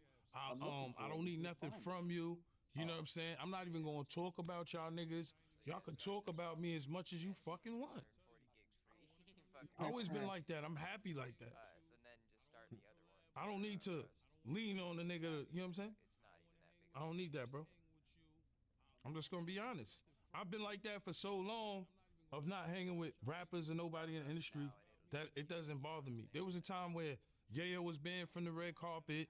You know what I'm saying? Don't get it fucked up. A nigga could say what he wanna say. You know what I'm saying? Nigga, I don't try to glorify shit. But nigga, I was a rapper. I was on an island in population. Some of these niggas ain't even never been on Rikers. Not to glorify it. See, I'm too grown. I don't want to glorify that because I definitely don't want to be there. And anybody who's in there, if you innocent or whatever, I hope you free or whatever it is, free you. You know what I'm saying? Because that's the worst place you want to be. I tell all my young boys that, yo, you don't want to be on the island right now. It's like she got me so mad. Fuck. And in the summer it's gonna be hot. A lot of razor tag. A lot of motherfuckers getting stabbed, a lot of motherfuckers not coming home. But a lot of rappers glorify shit where they ain't even been to the Rock. I was on an island in population. But do I want to glorify this shit and talk like this? You know, sometimes you gotta explain to niggas what's real and what's not. You know what I'm saying? Like, come on, bro. Like I said, I don't want to hang with rappers. I don't want to hang with nobody in the industry. I want to do what I do. I'm opening this dispensary. Me and Merc. Shout to Murder. Shout to the whole New York City. Me and Vlad, we gonna run up these numbers. Y'all come watch this. This. How many months? It's been a while since we've been on, bro. We you know what I'm saying? It's been a minute, man. But shout to Vlad. And I always shout you out, Vlad. You know what I'm saying? Because, like, for me, Vlad is one of the biggest machines in hip-hop. I know a lot of people dislike you, but you're a cool dude. To me, you don't bother nobody. You always had a love for hip hop. You've been in the game since World Star Hip Hop, right? Vlad TV, This Is 50, and Forbes DVD. Those are my 4 fucking go-tos at a point. Before Instagram. So you put some work in the game, bro. All we had to do was talk about it, and Opus Clip does the rest, and then you just schedule it from right here. Wow, I pay $30 every month just for a scheduler. Well, right now Opus Clip is just $14.50, the Pro plan.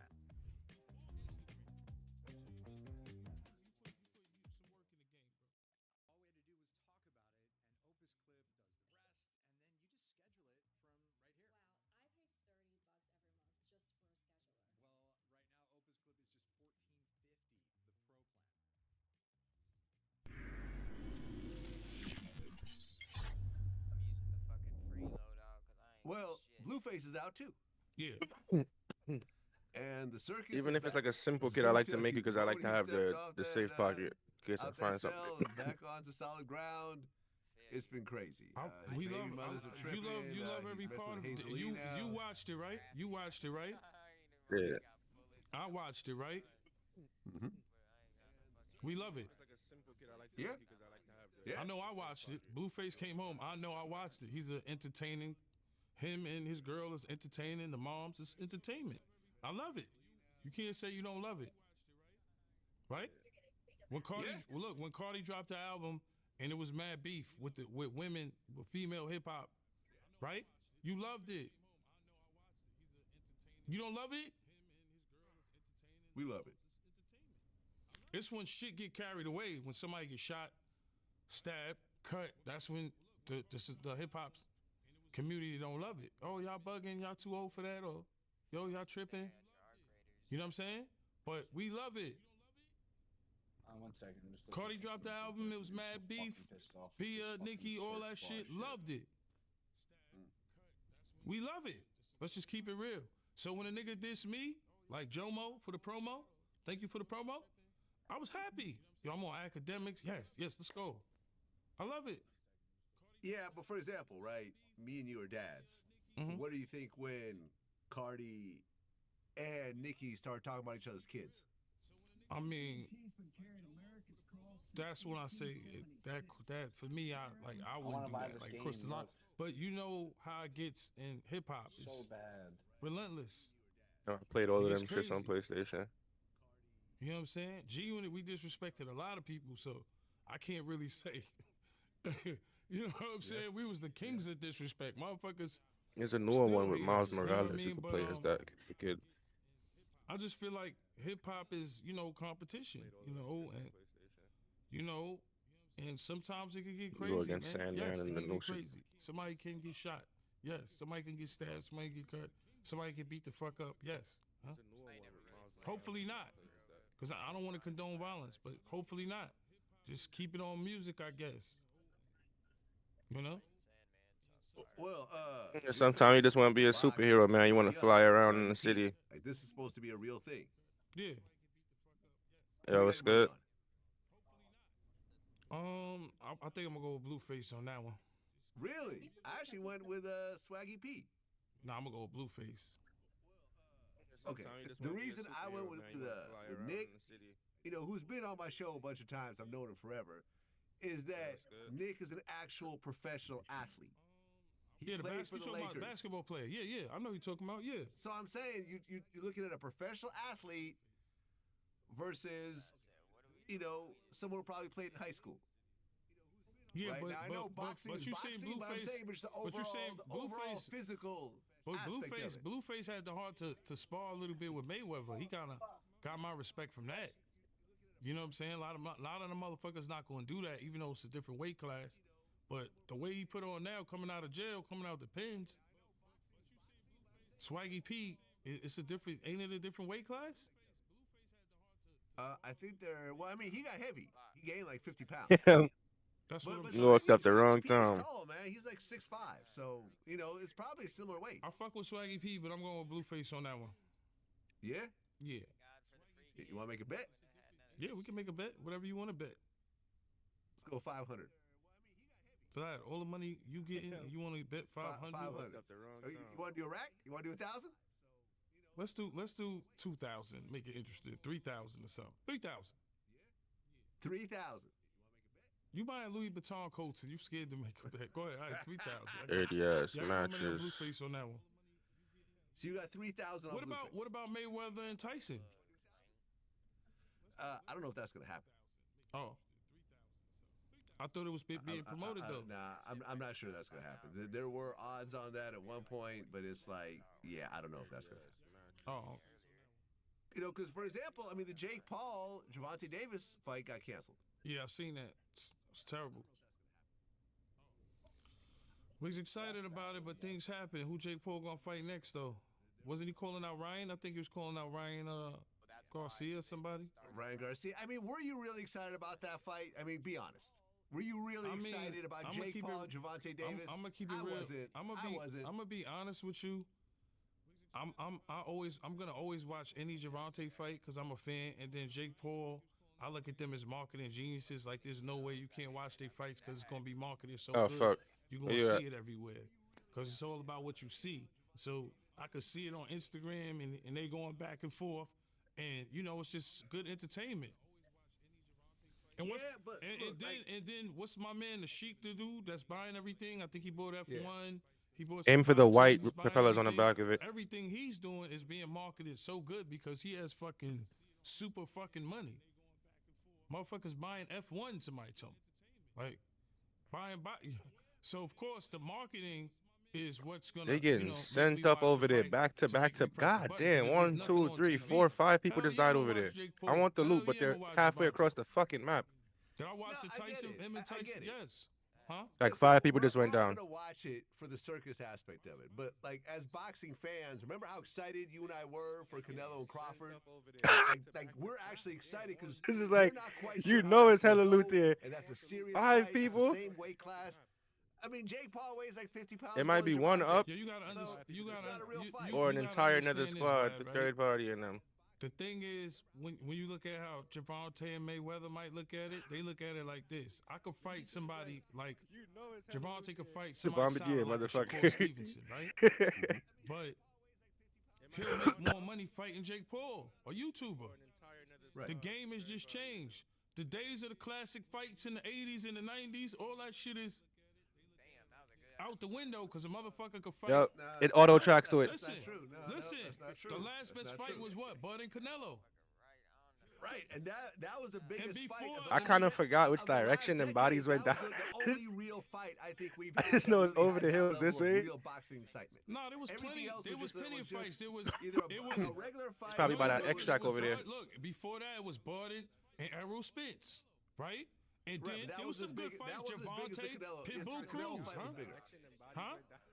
The Canelo fight was bigger than the other Crawford fight. No, I understand, but the Errol Spence fight, everybody's gonna watch it. Was a good fight. No, it was a great fight. There's great fights out there.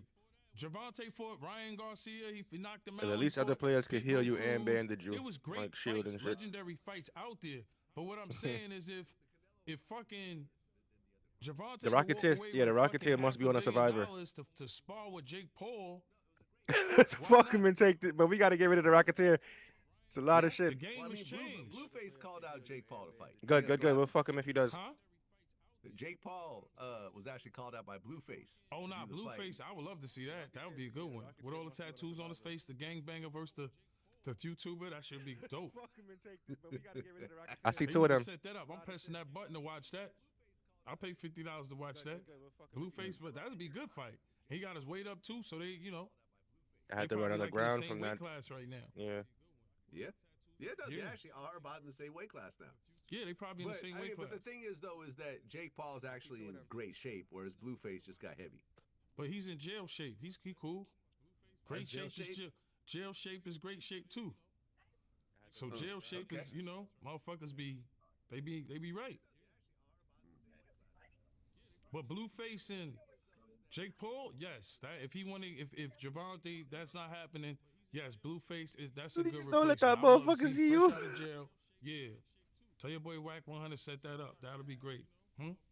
Break free with new Opera GX, trying to find another way up. Browser that puts you in control with a brand new design that frees up even more pixels for personalization and an inventory of features to up your game at every level. Like GX Control to help rein in your resources with integrated limiters for RAM, CPU, and network. A sidebar for direct access to your favorites. Ooh, right here, boys. Streams, Nigga almost took my shit off. Tools like ad and tracker blockers and free no-log VPN. Check into GX Corner for the latest news, deals, and free games. But what really makes our hit different is mods, giving you the power to change everything from animated wallpapers to themes, sounds, music, and shaders, so you can change everything. Get Opera GX. I pop smoke. Let's push up on them. They've got long range. Let's get them.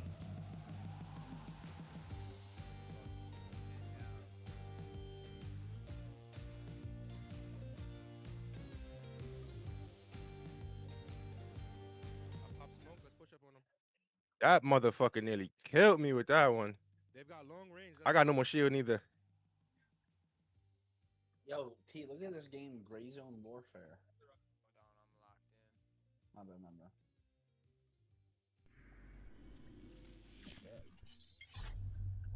That motherfucker neither. It's good. Since our last interview, Diddy got sentenced. Yeah. And It's that he's now federal. been transferred to an actual federal penitentiary. Do you know where he's actually staying?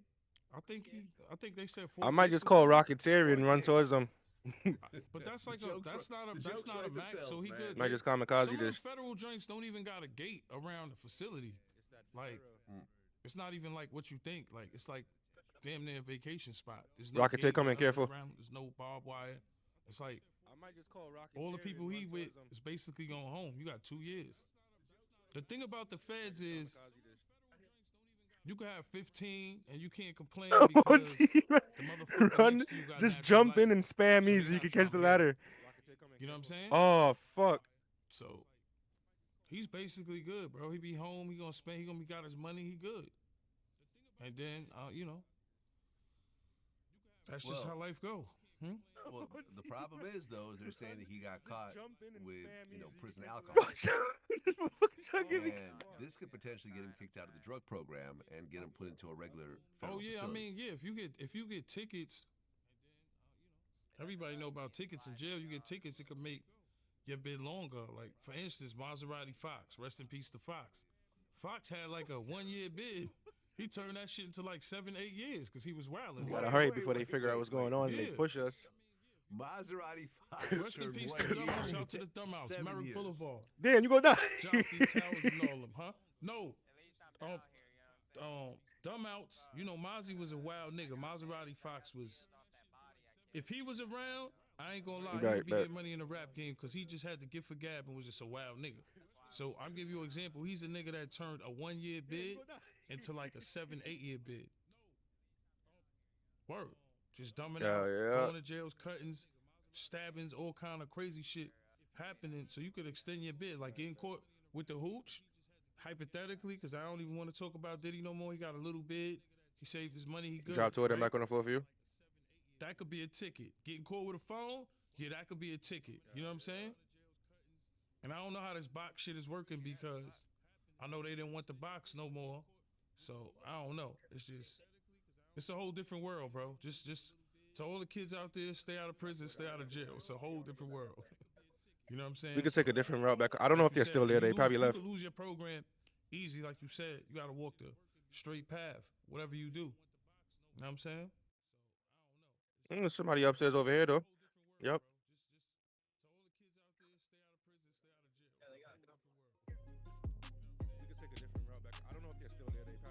Hopefully they don't have heals like how we just healed up and we could fuck them. I'm tweaking. I could have just crafted some fucking... But I don't got no rubber parts and no fabric.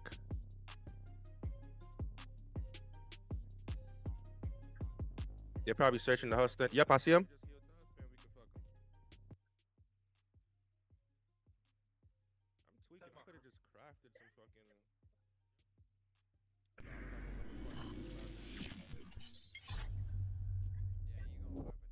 Well, speaking of Maserati Fox, I've met Maserati Fox before. I remember this one time, I think like early in my Vlad TV days, I reached out to you. I was like, hey, man, can you give me a hold of Maserati Fox? Man, why you call Maserati Fox and not me? Like, what the hell? Like, I remember we like laughed about it. I don't even remember saying that. Because Maserati Fox was like buzzing at that time. I never would say that. That's my guy. I never would say that.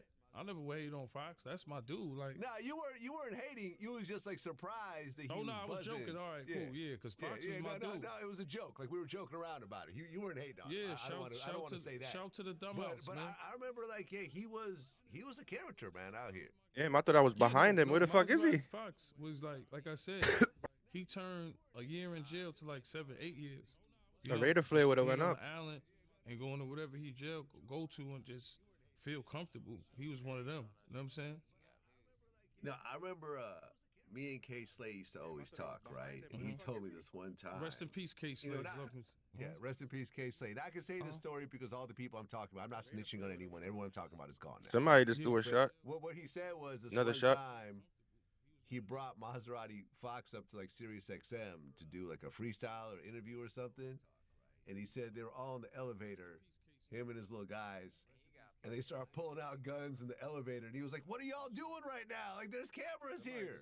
And, like, motherfuckers had multiple, each of them had multiple guns on. They were pulling out in the elevator. Yo, I could say it now. This bitch better not just jump out on no bush on me, bro. For Word.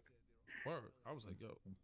Wow. Like, he can talk about it now. You know what I'm saying? Rest in peace to Fox. But he stayed with it. He was one of them.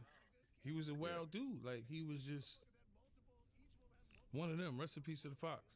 And the thing about Fox was, Fox will take a nigga that probably wasn't even like that, and like say like you bullying somebody, and like you bullying them, you think the person ain't like that, and Fox he might have took this Raider hatch out or something. Outside with the AK, like, so he's just like he was like a master manipulator, bro. Like for real, like that's why you gotta be careful what you say and be mindful of what you do out here. On the internet and in the streets. You know what I'm saying? He might have took this Raider hat. Well, you know, as you were talking, I looked it up. Maserati got killed January 3rd. That's the shit that tells the Rocketeer where to shoot at. Yeah. Oh, my goodness. SUV in Springfield Gardens with a massive Don't let that little shit relay your location to the Bombardier. He out of his car and he was found unresponsive and later died. Yeah. Now, what police are saying is that the yeah. seems to be retaliatory tied to an old 1990. Yeah, we're like out of here to extract. That they thought involved Maserati Fox. Now, a suspect, Jamal Scott, was arrested a few months later. Pick it up. Prosecutors dropped the murder charges in 2016 after a key witness recanted an alleged coercion. So that's the story about Maserati Fox. Do you know about all this stuff? That might have been him. Yeah, you know, I know everything about Queens. Like, rest in peace, my nigga Curdy B. You could talk about it. It was something to do with Curdy B. Like, I know both parties. I knew Mozzie. And I knew my son, Curdy B. Curdy B was well known. We running the wrong way, fellas. Queen and Baisley. You know what I'm saying? So, long story short, some shit happened. You know what I'm saying? You know, it's like when you look at beef, you could just say. I could have swore I was running the right way until I checked the map. Just get old. I'm like, did the shit close? Well, I don't see it on the HUD anymore. You know what I'm saying? So you just gotta, no matter how old you get or what you do, you just gotta always be on time.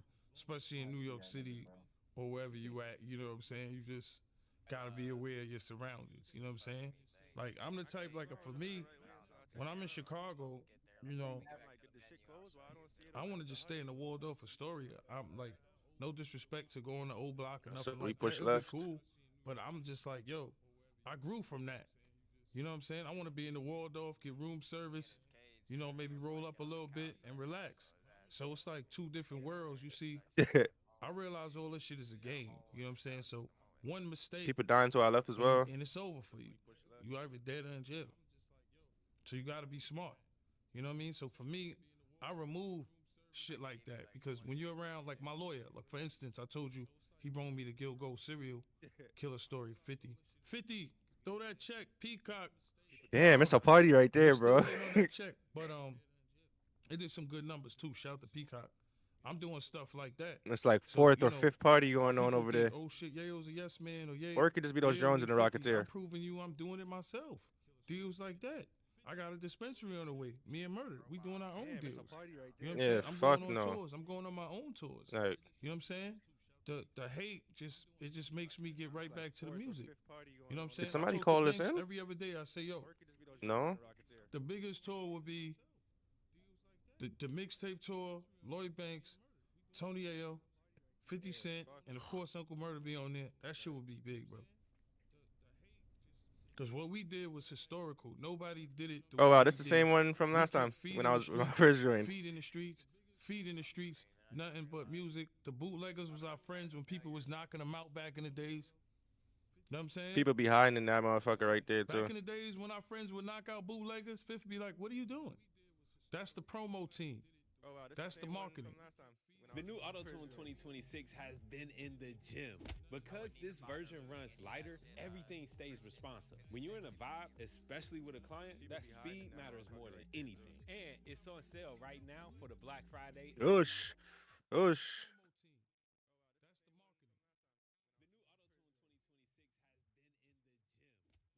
Build a website you love with Wix. Let me in. For your words, create your brand, your opportunity, your breakthrough. Wix. Controls are pretty simple. The UI looks a little different than the other games, but the controls for the most part are basically the same as like fucking Arena Breakout. Not F though. No, it's double click instead of F. There are situations when you have relationships with certain people, right? And you know that these people are at certain levels and so forth. You have to be careful about who I gotta run to the store real quick because I need to smoke. I need some grabba. You and I have had conversations about certain things based on relationships that I've chosen to navigate certain types of ways based on my relationship with you and 50 Cent and so forth. Chris, you want to run one with him while I'm at the store? I'll be back. Very carefully, because once people think that you're doing things that are counterproductive to the relationship, that relationship will be over by that person, and then it's hard to rebuild that. Sometimes it's impossible to rebuild that, right? Especially with certain people who, like 50, I feel, holds grudges. And that's okay. Everyone's different, right? When you're dealing with someone that you know is going to hold grudges, you have to navigate with that person a certain type of way. So you have to make decisions that are long-term instead of short-term. So I feel that in these situations, people don't look at long-term ramifications of relationships, and that's why relationships end up falling apart in the long term. With you, I feel like when you've dealt with 50, you've always looked long-term. You've never made short-term decisions. Right. You're like, this is my man, and I am here, and yeah, right now things are a little rocky, but who cares? Hey, never mind. I am looking 10, 20 years in the future where all this doesn't matter, which is why you are where you are. Don't gotta go to the store just yet. Like, for example, like a Young Buck, I feel like Young Buck made a bunch of short-term decisions, Yeah. which ultimately messed up a long-term relationship with 50. Yeah, cause what for me is you could make millions of dollars in this business, but it's to me it's $1 billion. Or just enough for one more or something, you know? The reason why I say that is, like, the thing is with Banks and 50 is I remember, you know, doing our first shows. I remember doing Speed, and I think it was Mr. C there. I remember it was crazy, and the mixtapes was ringing. There might off. be one inside there left or Getting something. stabbed, and James Cruz was scared that day. That shit was crazy. That's what James Cruz like, somebody got stabbed in the neck. It was like crazy. We had the vests on. It was like, yeah. For me, them moments, or going down Jamaica Avenue and fucking the bootleggers is playing your shit, and or you just walking through the hood and niggas is fucking with your shit, and you know, or fucking hearing your first time on Hot 97, because Hot 97 was like, that was the pinnacle of being on there. The first time being on Flex, or the first time doing Summer Jam, you know what I mean? Like, those moments right there, just like, those, man, that's worth more than money, man. So for me, I don't get in the politics side about it. I love Banks, you know, and I love 50, you know, and for me, it's just the moments, you know, us in the studio with Eminem. Like, for me, that, you know what I'm saying? Us in the studio with Dre. Like, I tell everybody, that's like a fucking experience. us on the fucking recording on a tour bus with Timbaland, and Justin Timberlake. You know what I'm saying? Like, those are the moments, man. Being around fucking Nino Brown, my man fucking what's my man? What's my man Nino Brown? Fucker, my man Nino Wesley Snipes. My fault, I was bugging out. You smoke some of that guy. Yo, shout to Presidente too. You know what I'm saying? Shout to Presidente. They put some shit. I got some Presidente. I know you got to deal with them too. We need to sit down and talk. Shout out to the high brand. Presidential pre-rolls. Yeah, Presidential. Yeah. Yo, them pre-rolls is fire. Shout out to High. Shout out to Strain Gang. The High brand is fire. You know. Shout out to Cure Relief too. You know what I mean? Like, I'm really in the cannabis business now. So it's like, for me, I'm just happy. You know what I'm saying? And that's a lucrative business. You know, I'm learning a lot. I learned a lot from, Steve LaBelle and my man Mexican Sean and Green Label and Doja and Wizardry and my man Matt in Detroit. Shout out to Lou out there. You know, like, it's worldwide. It's like gas everywhere. So for me, it's like, we used to go to jail over cannabis. So now I'm actually doing stuff I like. Like they always say in business, do what you like. You know, and for me, it's like cannabis, we used to go to jail and go to the bookings for it. And now, I'm on a cannabis tour now, which is way better than doing clubs. You know, a club might say, oh, we got $7-8 grand or $6 grand, $7 grand to do a walkthrough, whatever it may be, whatever the number, it could be 10 grand, whatever. I'd rather take half of that, give $5 grand and go to the dispensary with, there's legal dudes that carry there. So you ain't really got to worry anything about. There's people there that show you love, genuine fans. I had one dude come from like Boston or something. He had a Mobb Deep shirt on. Shout to Mobb. Get that album if you ain't get it, man. Rest in peace, Prodigy. I just love it, man. Like this cannabis tour, I've been making great money. And look, think about it, right? Now the government shut down. Who the fucking tour? YouTube ain't shut down. Twitch ain't shut down. Instagram ain't shut down, but the government is shut down. No, once you have him on Steam, you just click on that shit. Click on and he'll pop up. Like 3 people for like 100 people in the airport. It was terrible. You know, we even missed our flight. They didn't even tell us about the flight change. Missed out on money. We had a show. Was tight. You know? So for me, it's like, yo, bro, you always got to have more than one hustle. Because look at that. Say if you wanted, imagine how much tour money is being missed right now. Imagine how much money these airlines are missing right now. But Vlad, you still making money. Yeah. Yeah, I can't complain. And I'm making money too. My invoice going to be in today. You can switch back and forth whenever. I got you. Yeah. Make sure that wire hits today. I get paid more than a lot of you guys online, bro. I look like I want to be a female and y'all are female. I'm a man, bro. I got a mustache. You can choose a female body and have a male face, and vice versa. Well, Fat Joe did an interview on sneaker shopping, and he said that the beef with 50 Cent cost him millions of dollars because I guess that Jordan was supposed to do a deal with him. Yeah. Michael Jordan actually talked to him on the phone and said, yo, Big Joe, I'm not with the controversy. Maybe we'll look at this in the future. He never got a Jordan deal. No, I believe that because, and this is what I'm saying. This goes back to motherfuckers talking shit. People don't want violence at their venue. When you go to, I remember we had a deal. Shout out to my man Scotty. He got us a deal for a label called Run It Up at Def Jam. At that time, Paul Rosenberg was there. And the first thing I heard them ask an artist was like, well, do you do drugs?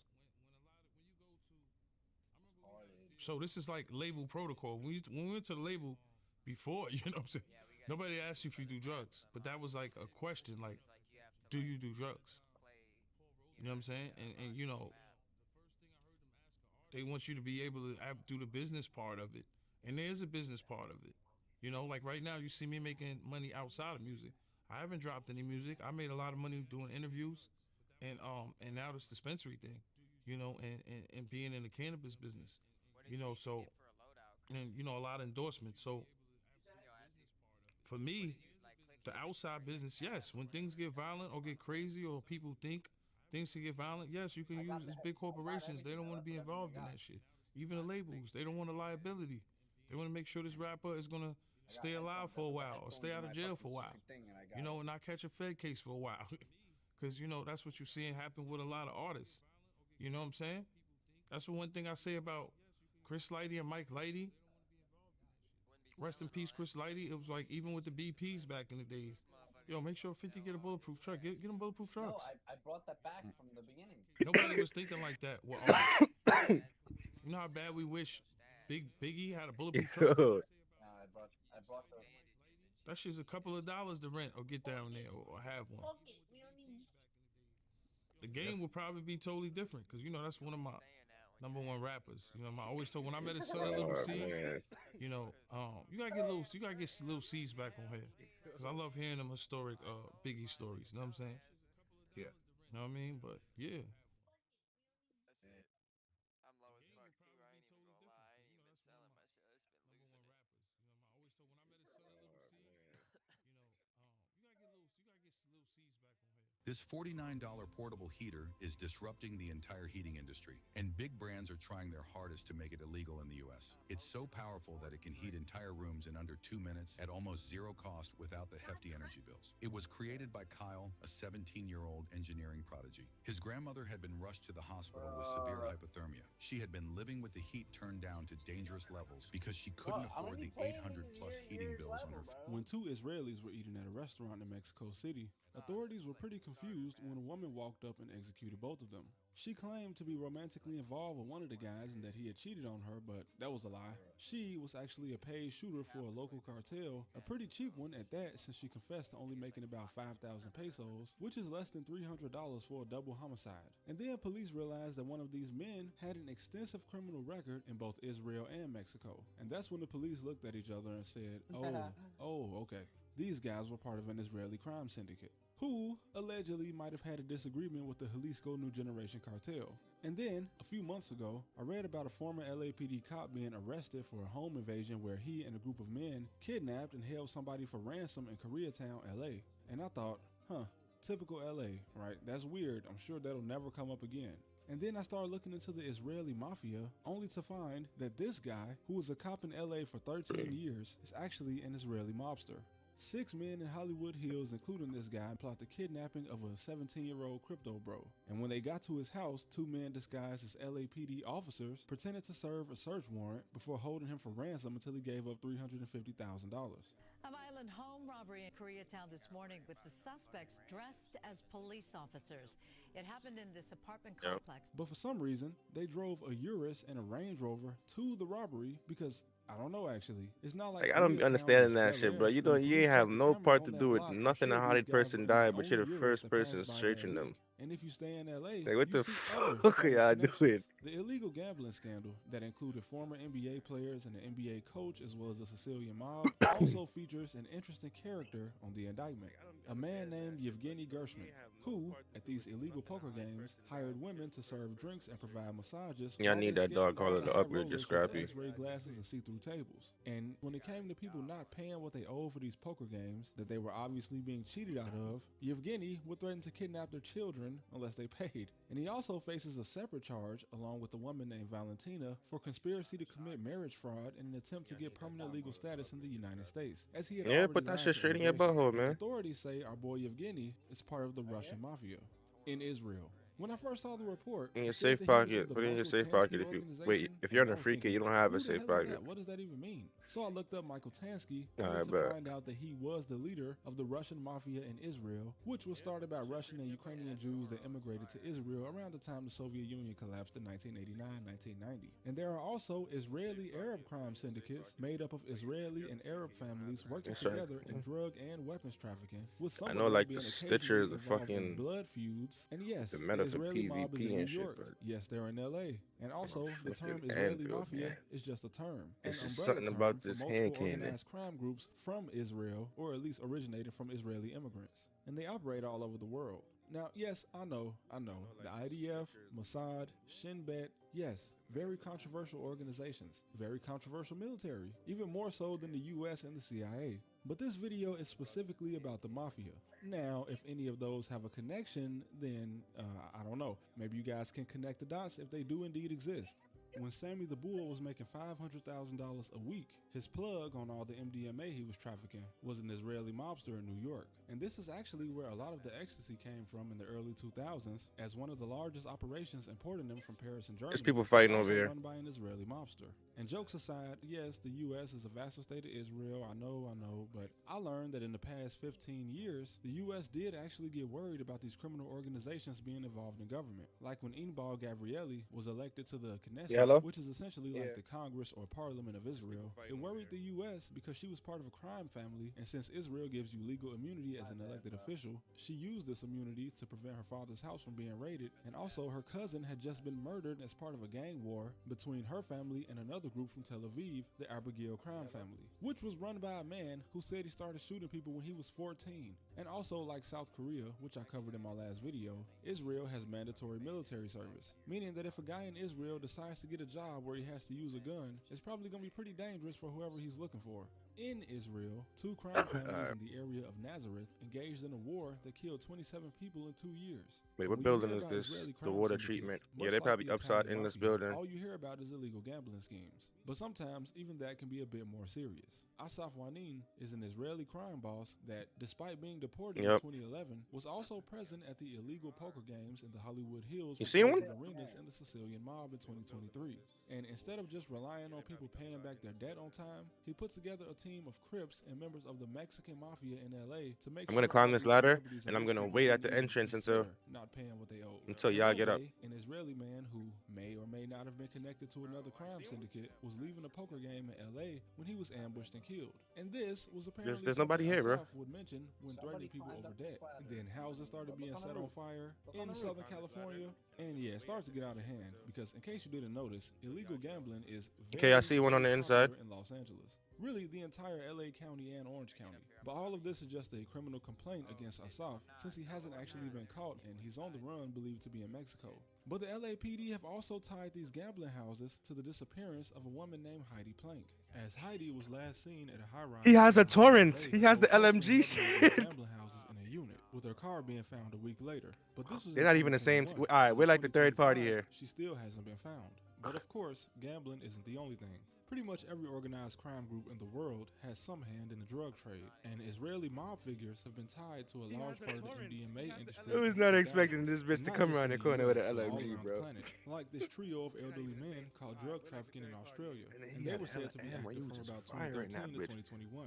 And in January 2023, police in Israel noticed that a group of women appeared to be living a lavish lifestyle, as well as taking very suspicious trips. So when this group of women landed at an airport in Israel from their latest trip to Germany, the suspicions of the police were confirmed when they found 33 pounds of cocaine and ketamine. And the police noticed that the same group of girls must have done the exact same thing twice. I want to go with free kid, but I'm gonna be fucking upset if they give me the referral. They were actually being paid about $10,000 each to import these packages into the country, although the group paying them wasn't named. But speaking of trafficking, we have to move on to something a little bit more disturbing. So, from 2015, Colombia saw a steady rise of Israeli tourists. Colombia is beautiful, so tourism brings in about 5 million people a year. And a group of men from the US and Israel saw big see what quest you have, turn your quest in. And led by a man named accept new quests and shit like that. As the Devil of Taganga, they built a resort and hotel called Hotel Benjamin, with security being coordinated by a local former member of a Colombian death squad. And for $800, which is the tourist package, you would get food, unlimited alcohol, marijuana, cocaine, and prostitution. And surprisingly, all of that is partially legal in Colombia. And of course, like most similar cases in Colombia, this operation did involve minors, and the fact that Moosh basically only served and employed other Israelis in the middle of Colombia, it didn't exactly help them blend in. And he escaped to Portugal, but since he had an international arrest warrant, they caught him. But like any big money operation, someone just took over business for him in Colombia while he was gone. And different mafias like this just keep getting caught in similar operations in South America, with women also being involved in running these organizations. But now, here's something that I know some of you guys were looking for, the part where the mafia and the government overlap. As they do in most countries. I mean, just look at Russia. The mafia-affiliated oligarchs are forced to come together under the rule of the Godfather, Vladimir. And in the US, many, and I mean many, mafia affiliates have been active in city and state government since at least the 1950s. But here are two headlines just 2 years apart. the Abu Latif family in northern Israel won several government contracts to build things like an Air Force training camp for the IDF. And then in 2025, 38 members of the same family were arrested for terrorizing the northern part of the country. And you may ask, how does a crime family win government contracts? Well, it's pretty simple. I mean, you just blackmail and extort people. And like the mafia in most countries, despite being indicted, it seems like over half of the people arrested are not actually going to be charged, as only 12 actually have charges sticking against them. But these guys have extorted millions of dollars, evaded taxes, and blackmailed politicians. So the fact that so many of them are getting away with it leads me to believe they must be really good at blackmail. And even worse, there have been accusations by multiple media outlets and even an organization called the New Humanitarian that allege Israel has been arming Palestinian gangs to steal aid and food coming through Gaza, possibly to further destabilize the region, with one gang being led by this man who supposedly escaped prison with Israeli assistance. But of course, when it comes to that part of the region, that will require its own video, as it's much deeper than the mafia or any corruption. And I know what happens to people when they kind of get too controversial when speaking about Israel. But all I did was simply state facts that come from police reports and actual news outlets in Israel to paint a picture of organized crime in the country that most of the world probably had no idea existed. I try to hit all the countries that I believe people are less informed about when it comes to organized crime, just to shed a little bit of light on it. But thank you guys for watching as always, and I'll see you next time.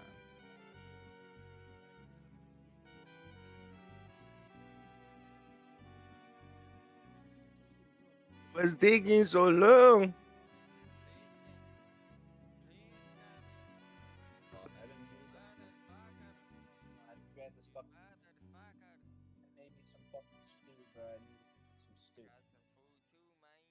Look at us, alright, we got. What the fuck is this?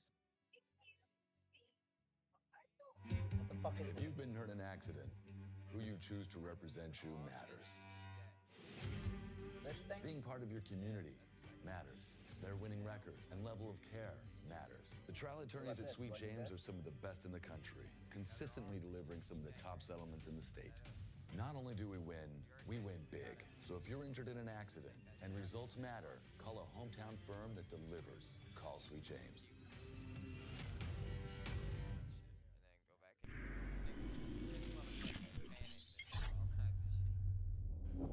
Well, you were shot 7 times.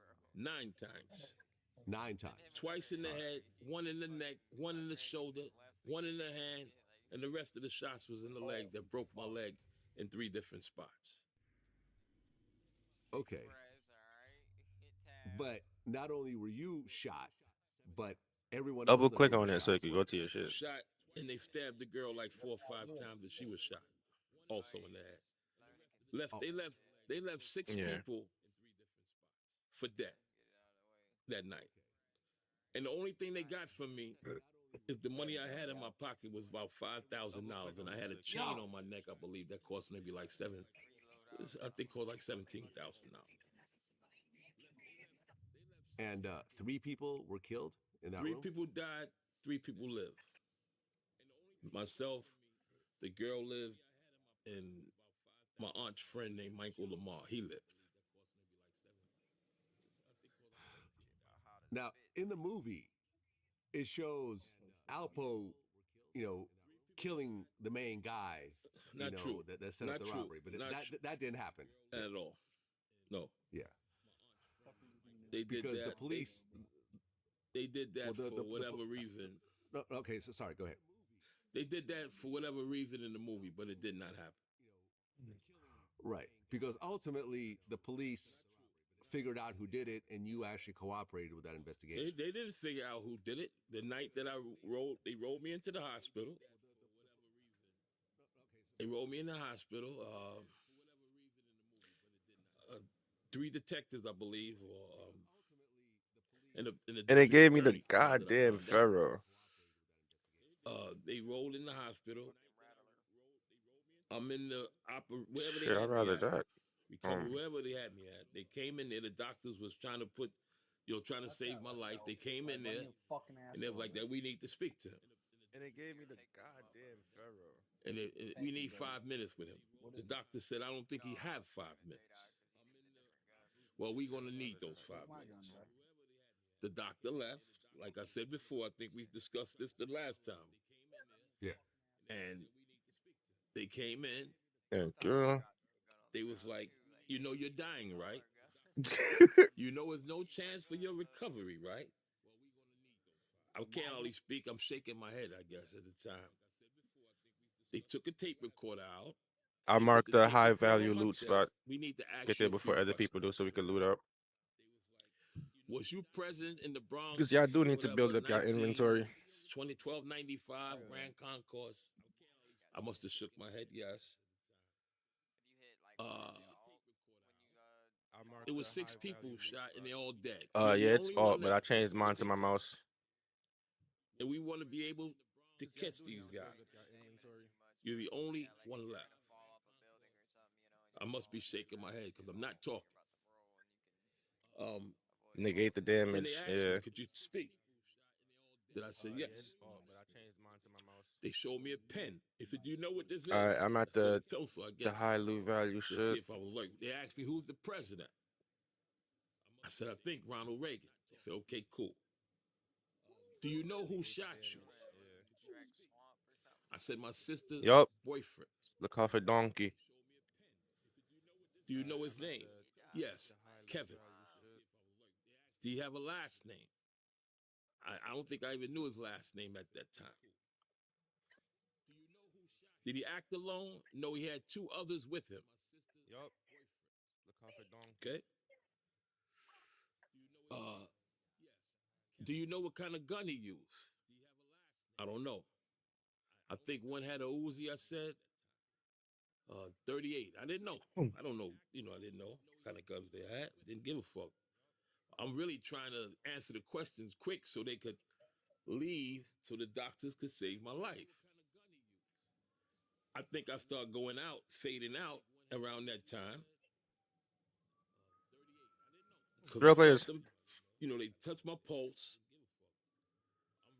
And they said, come on, let's go. They took the tape recorder. I think my spirit left my body again because I must have been dead for that second. Because they was like, put the sheets over me, gone. They left out. Soon they left out, the doctors rushed in there. Started doing Behind what you, they wanted behind to you, do. behind you, behind you, behind you. Like, you alert? And I think I shook my head, yes. And the next thing you know, I woke It's up. free, kids, I was asshole. in the recovery room the next day or whatever. That's what happened, bro.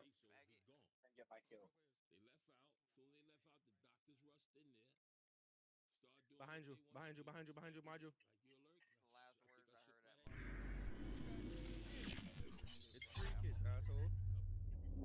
Why exactly did Kevin do that robbery when he said, you did me wrong? What exactly did you do to him to make him think that? I don't have a clue why he would say that, because when he came home from prison,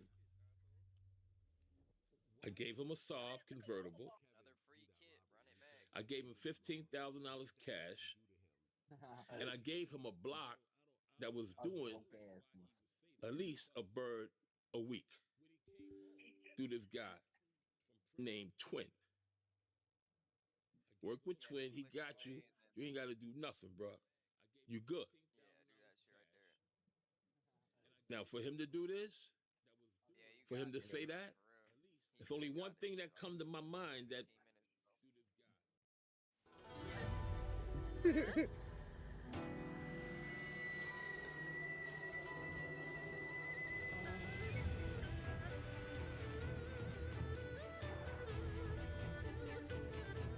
You can save like $10 if you buy it on G2A.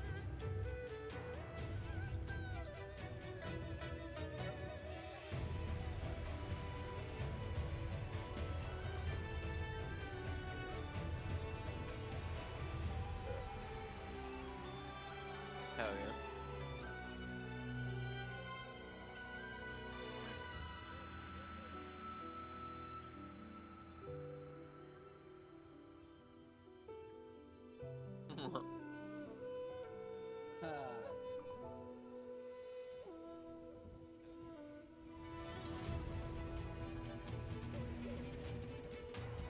Don't shoot.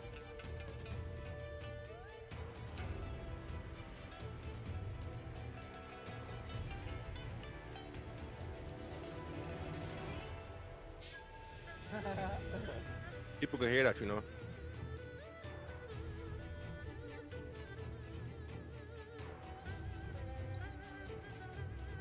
Motherfucker gonna get us folded off rip. Hell no. Yeah, let me just keep my distance.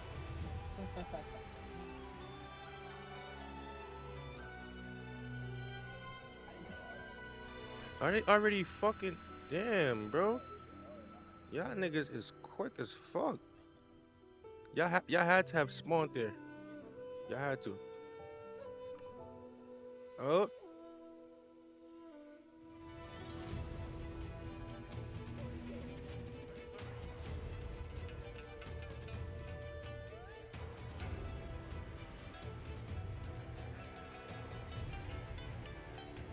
He's low as a bit.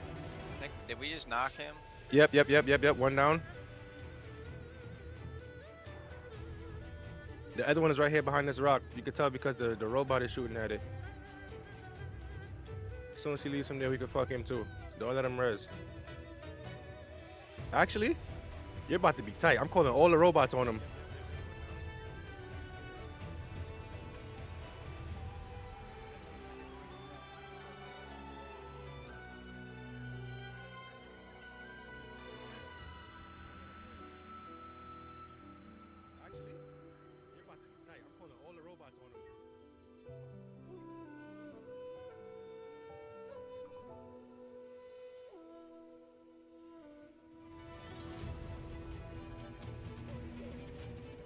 Christian, how did you get down? I got him.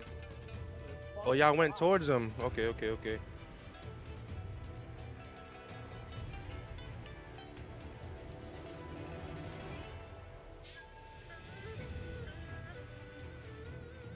Oh, fuck. The rocket is coming, my friend. Christian, crawl towards me, bro. I'll make sure he don't get away, but I'm gonna distract the Rocketeer. If I can get his attention, you pick up Christian. Oh fuck. God damn it. I can't take his aggro. Don't shoot! It's another player and they're trying to kill me now.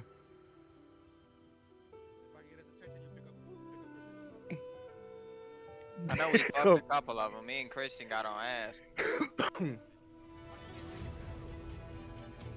Nigga said, are you a bungulator?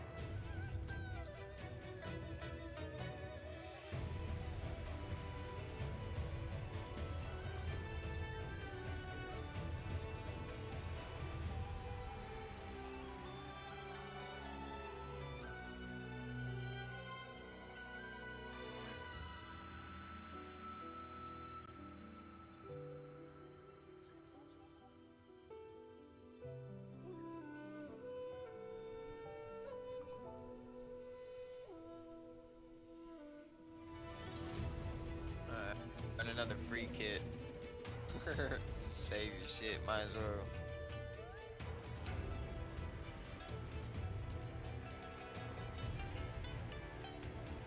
You ain't got very much shit right now either. You only got a couple guns like me.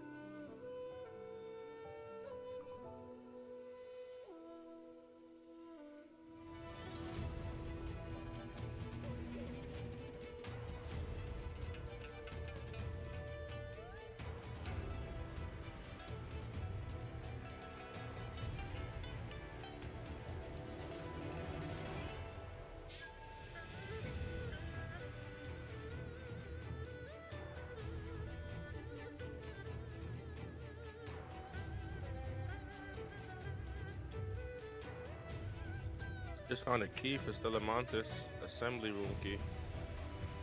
Oh shit. Outside.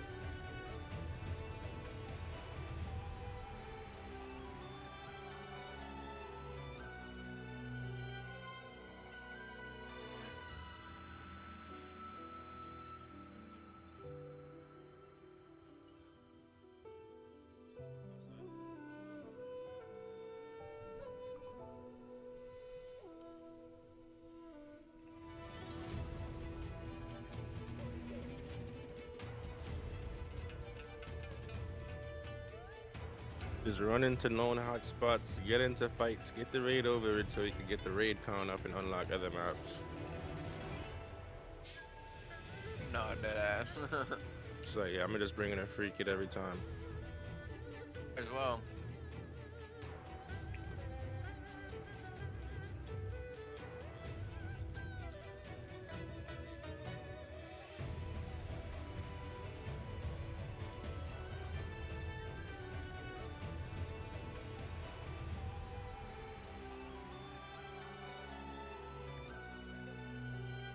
Snitching ass birds.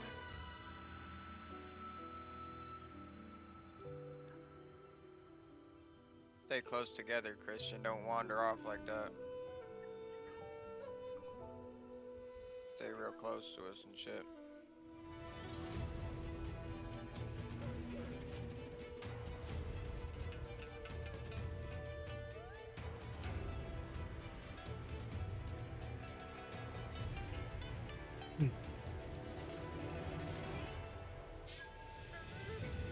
This nigga. Christian, come on, gang. Be straggling and shit, you gonna get killed. Them robots be flying overhead and shit. This fucking gun's ass too, bro. Oh my god.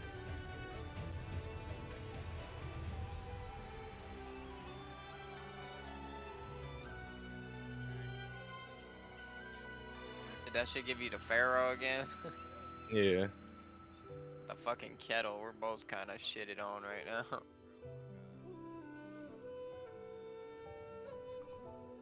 I do not like this shit.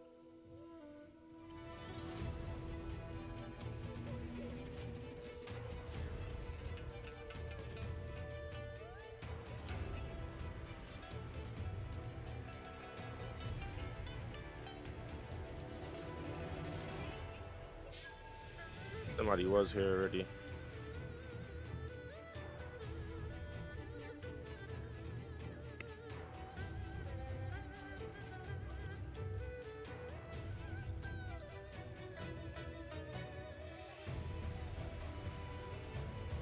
Any of you have a butthole or no? We were all on free kits, huh? Damn, I got a blueprint that I already got. What is it? It's a defib. You could pick up down strangers and shit. If you're on solos and you find somebody that's actually friend with it and he goes down and you want to pick him up, you could use those, one of those. Oh yeah.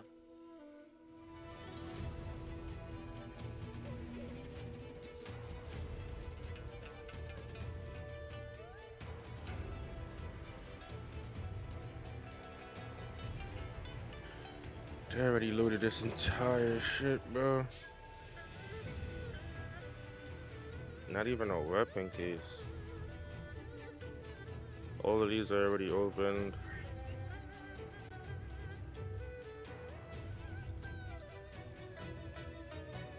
Come on, too. Low ass elevator. What the fuck, boy?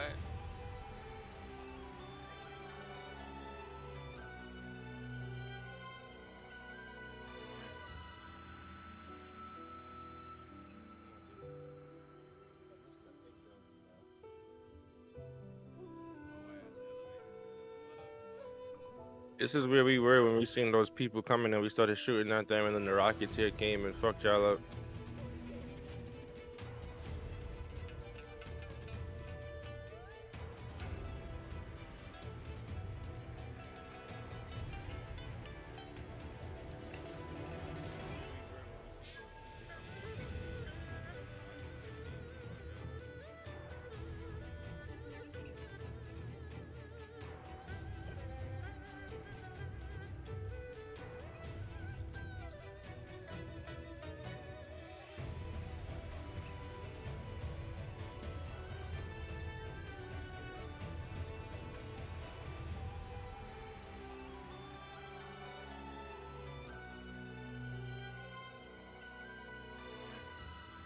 Somebody bussing. I didn't look at it. I just opened the freezer, seen it was.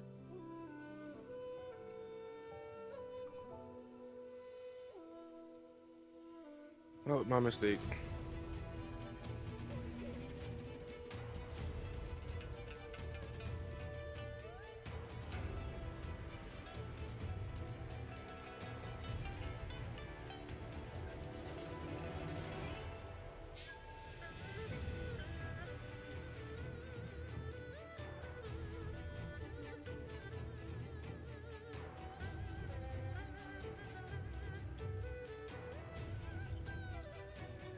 Does that glitch not work anymore? It'll kill you if you use it. Oh, fuck. They said, we're not having that. They fucking, in the patch, they said we've implemented a very hot fix, quote, quote. As soon as you reach into there without a key, like flamethrowers turn on and burn you up, and they don't let you open the door. Oh shit, this player's here. Bruh, he had that fucking gun. And he has a turret gun, bro. I was wondering, like, God damn, just sneak up on me with a torrent, yeah.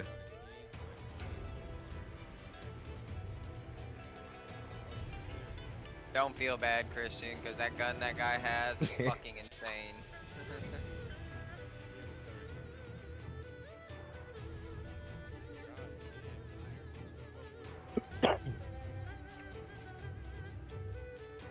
Roll another blizzard, you know what I'm saying?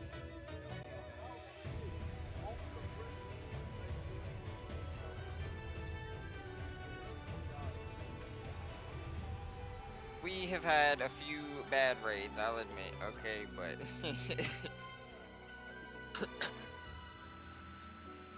But to be fair, we haven't had bad raids like this the whole time we've been playing, so...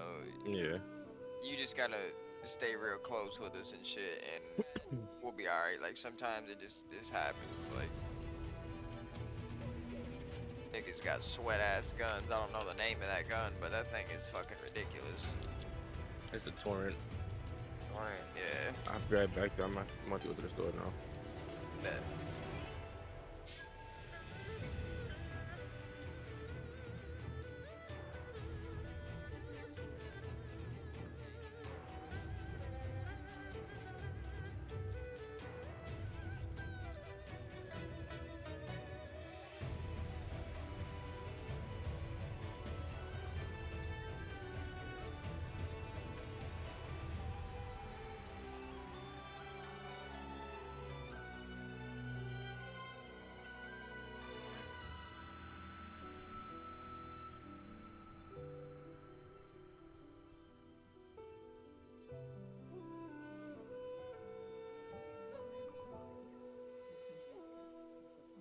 We can run another one. I'm just rolling this blunt real quick.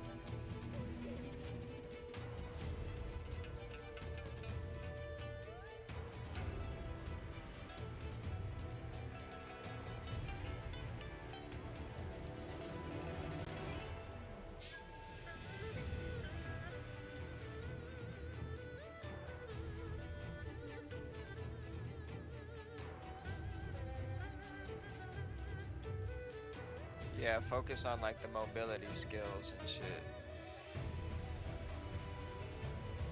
You need to get your stamina up. That shit is fucking annoying.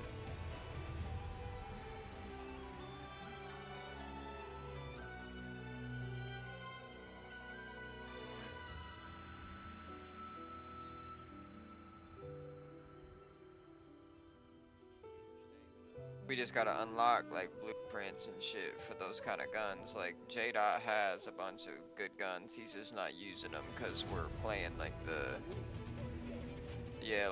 the bullshit map and shit. Like once we get to the other maps that are actually like fire and stuff, the ones we like more, he'll bring out better shit. But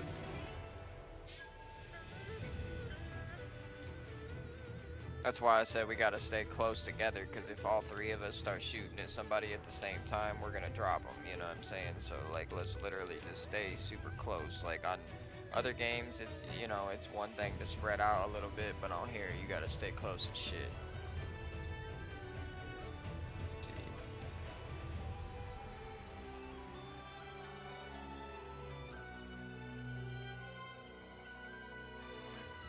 This shit's gonna give us a random too, so.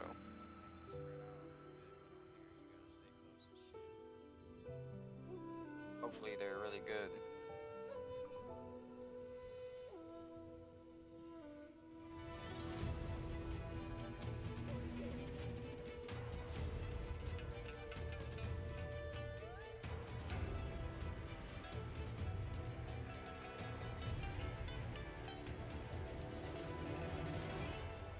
But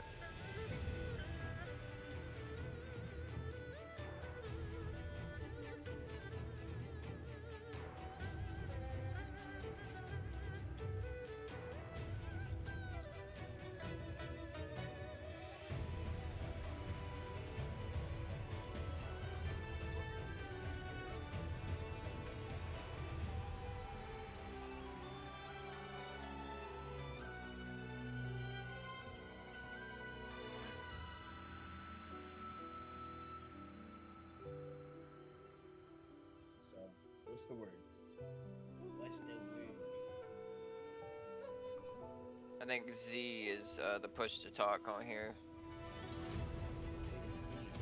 B? Do you hear me? No, it's, for me it's Z. Do you hear me though when I'm talking? No. Oh, okay.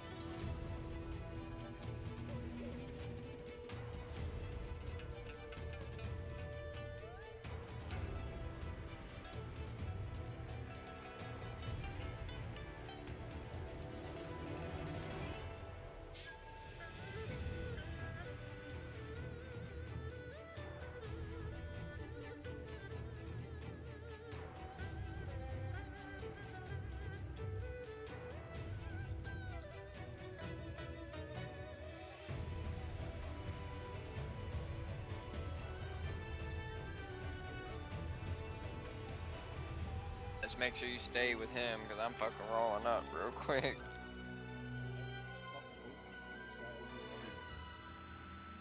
That's fine, because we'll probably end up running into somebody.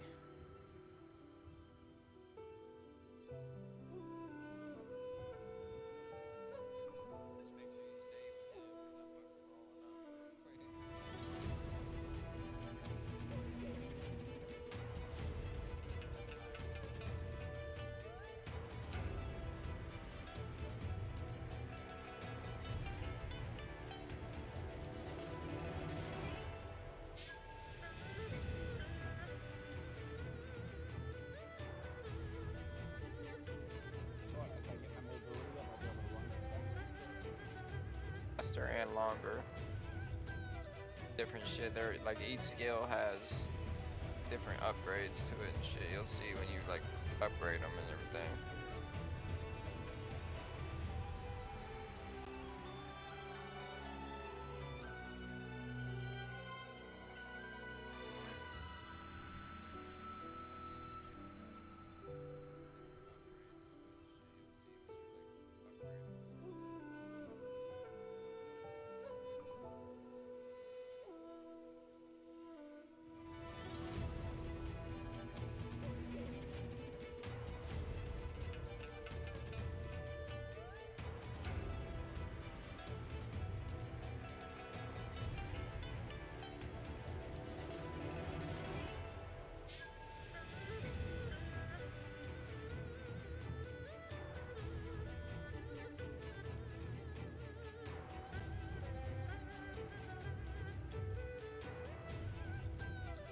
He quit.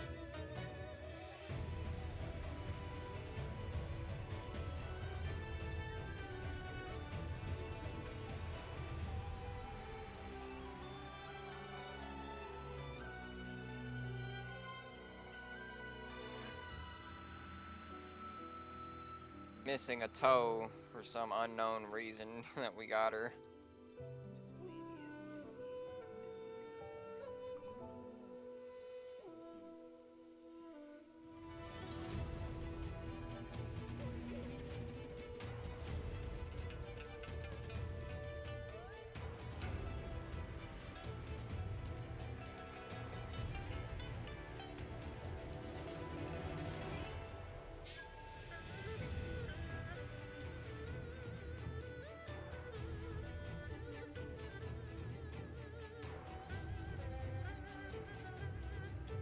Alright, I'm about to spark this bitch. I'll be into action in a second. Hey, drugs.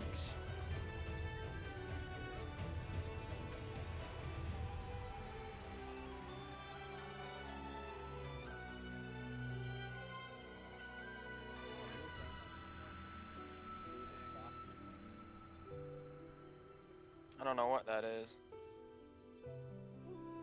Like I said, I'm pretty new to the game, so I don't know about a lot of shit on here. I just know about some of the guns. J-Dot knows, though.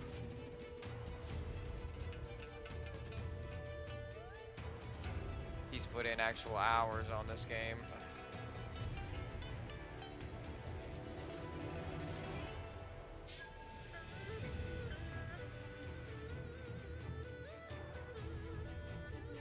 The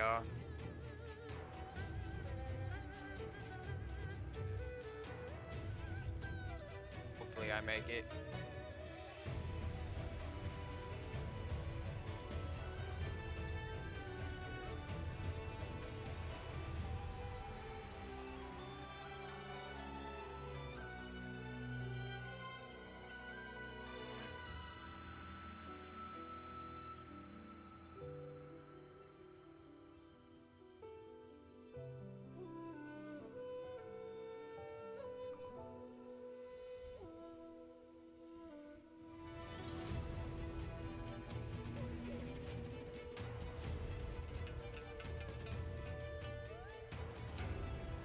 On this game, just make sure you don't shoot at everything you see. Like, sometimes it's better to sneak around than it is to shoot at shit, you know what I mean? 'Cause some of these robots will fucking smoke your ass.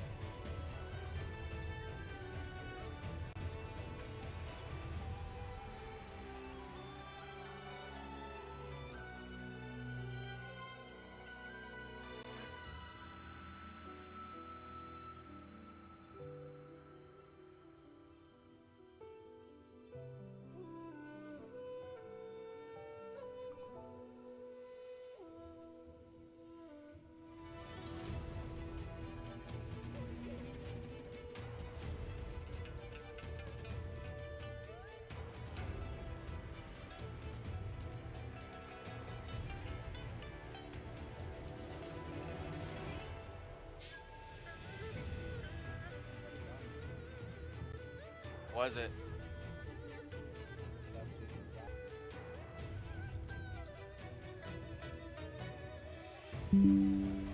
What I have right now, there's like levels and shit, like you can upgrade them and add attachments and shit to make them better, but that gun, it has such a small mag when it's on level 1 or whatever. It's like 10 rounds. It's a machine gun with fucking 10 rounds. Stupid.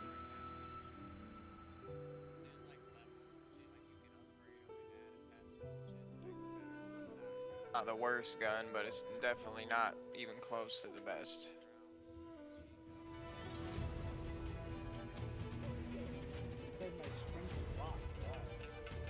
You're over encumbered, you have too much weight on your person. Go to your inventory, you need to start dropping some shit.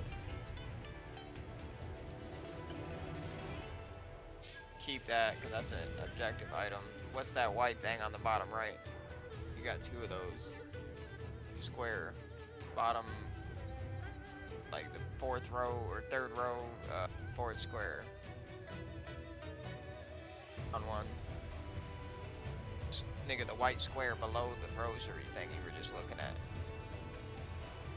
Yeah, drop that. That's a toaster, nigga. He got a toaster. He got like 4 toasters in his inventory. They're not useless, but they're heavy as fuck, so that gave you enough weight, you're good.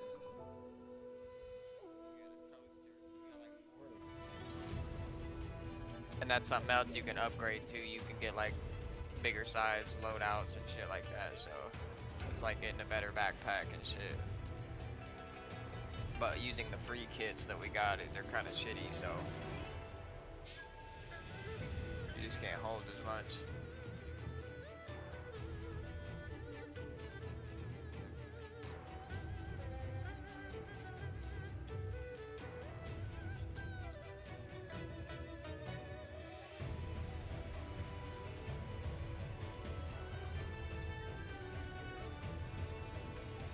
We gotta stick with dude before we end up getting smoked or some shit.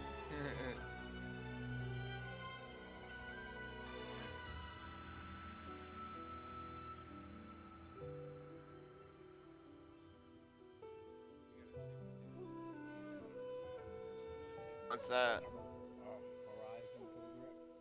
Nigga, horizontal. This nigga.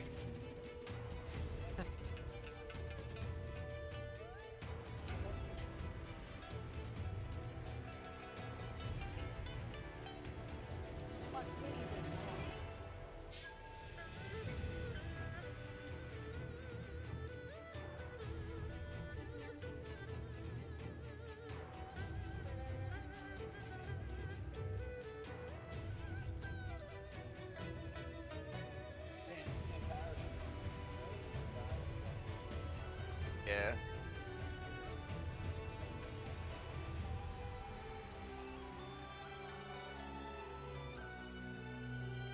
Hold on, he's waiting on something. Follow him. Just learn to follow on this shit, cause you're trying to lead and shit running in front. Just follow Josh, cause he knows what he's doing. You don't. I don't, so. You be getting high and just wandering off in your own direction. Just keep your eyes on him.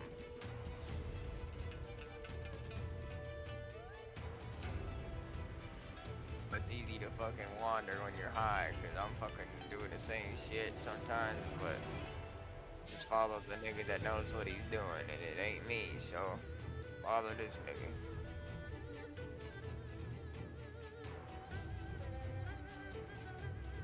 It drains less stamina if you put your gun away too when you're running. If you hit H.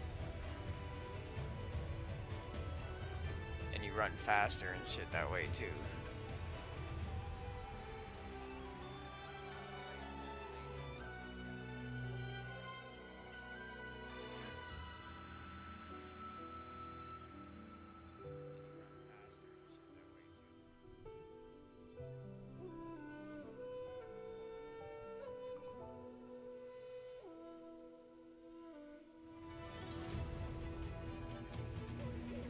There's nothing in it, but you can still search it to get the XP for it. You hear me?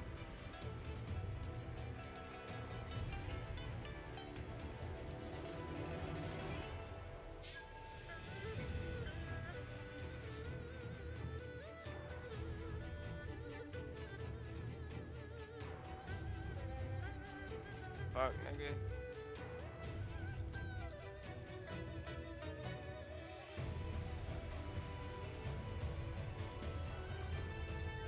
The fuck?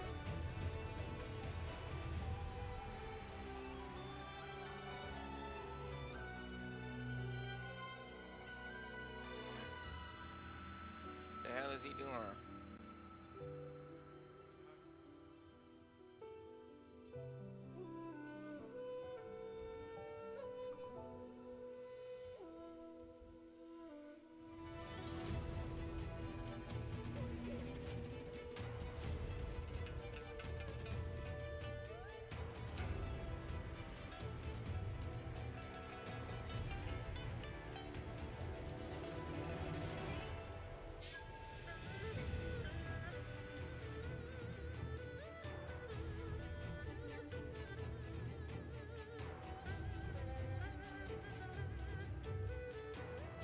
What the fuck is this shit?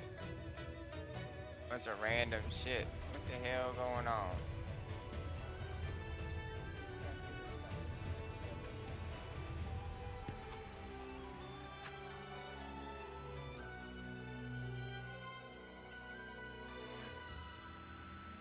SWAT teams gotta get all the fucking loot, bro.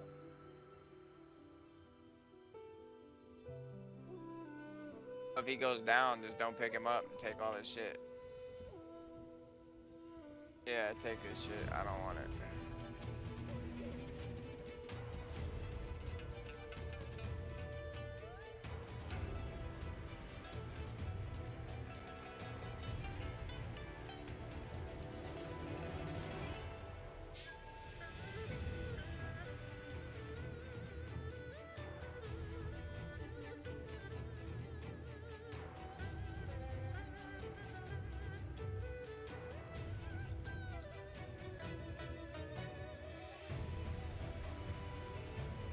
You're trying to search what we just shot down. It's on me right here.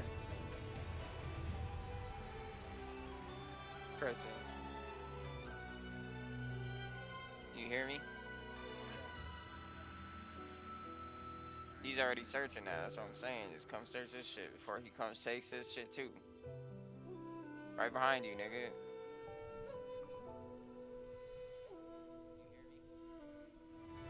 Didn't even get into that.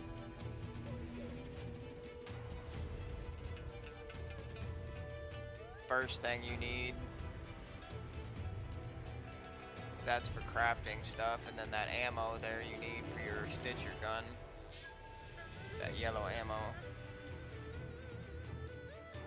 Other stuff I don't know.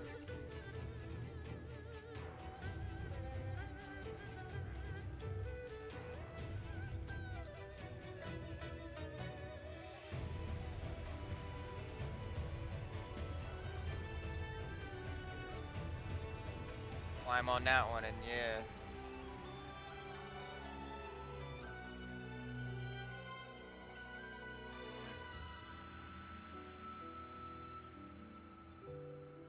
The fuck? Like, Calm down, nigga. Jesus Christ. Don't have a brain aneurysm.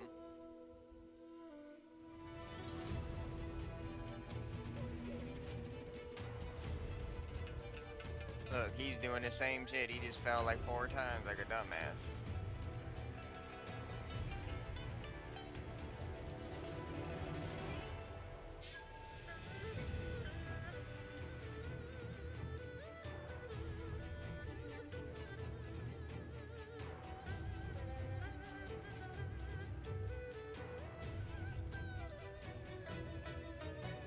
Alright. That's like perfect timing. We're here to extract and shit.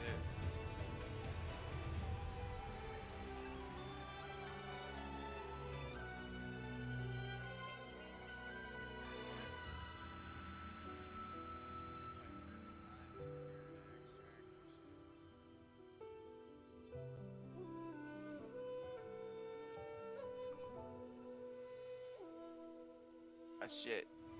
Hop in. About to open. And these motherfuckers is on dick and balls.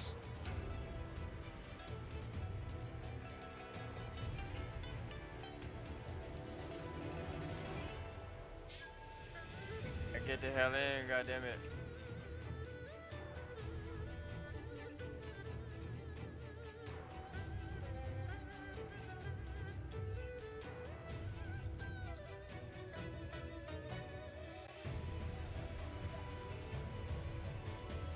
See, we don't lose every game. That was a pretty chill one. We didn't even run into nobody, but...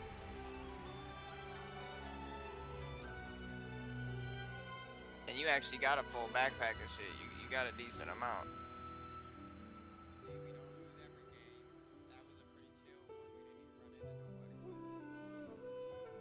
Yeah, just click unload backpack or whatever, and then you're good.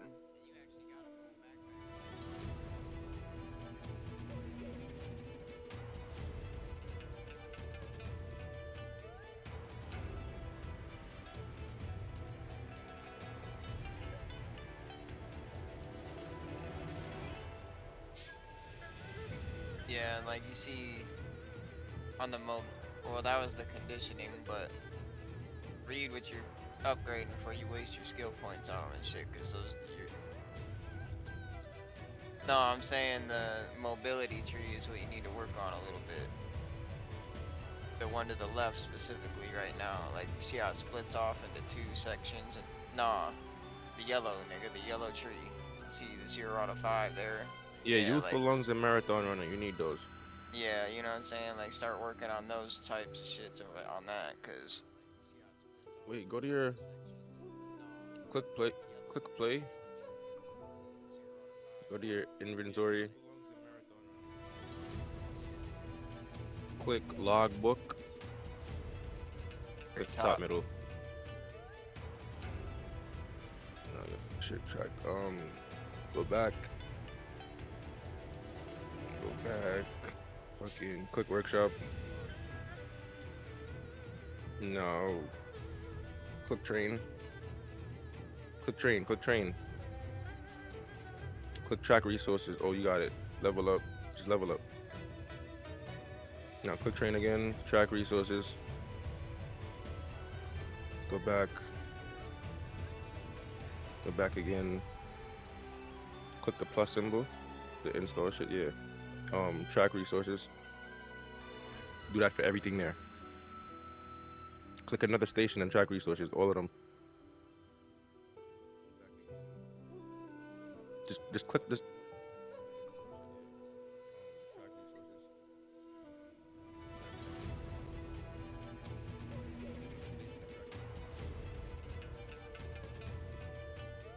Now, whenever you run into a part that you need, you'll know not to sell it because it'll have like an eyeball on it, letting you know that you need it.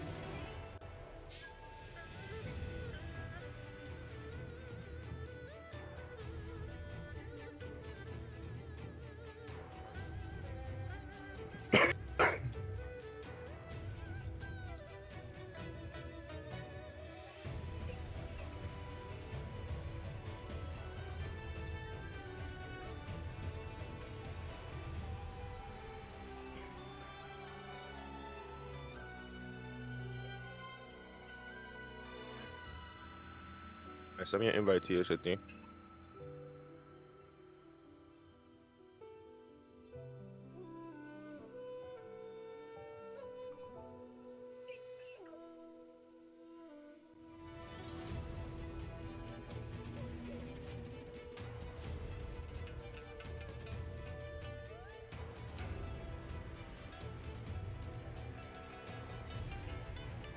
Let us run this one. Click ready up, Christian.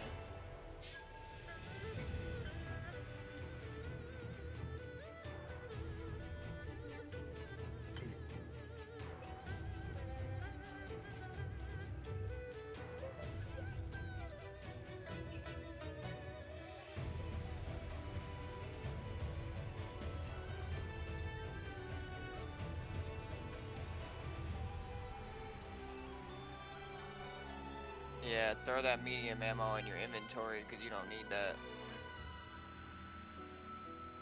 Yeah, that's you can keep all that on you.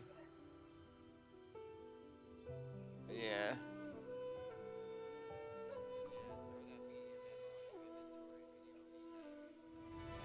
Okay, smooth. So we can play Berry City now.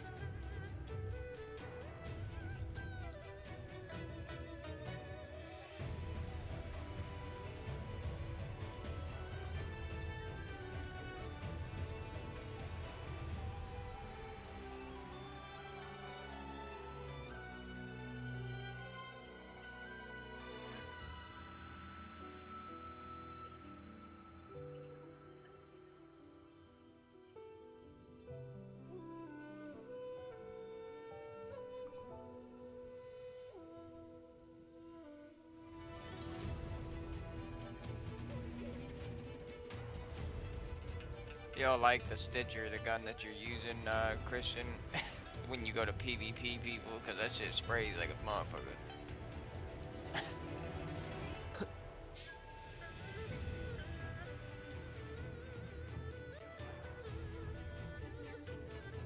Make sure you stay close to J-Dot too, because this is more of a PvP map, ain't it, J-Dot?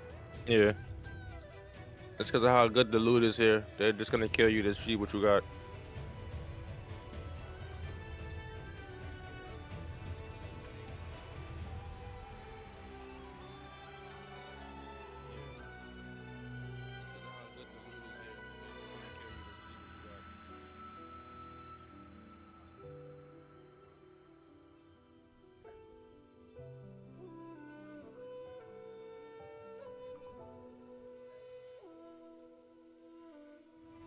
He just left.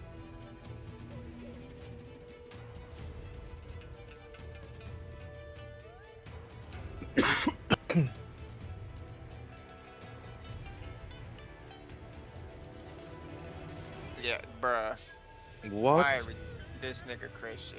Why are you just shooting at random shit, bruh? That's a big ass. Oh my god. You gonna get all of us killed now. Damn, nigga.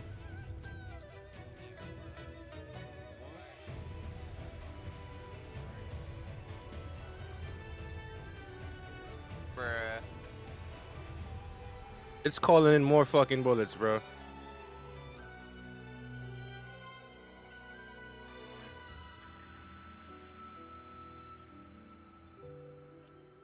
This is why I said you can't just be shooting random shit, nigga. Holy fuck.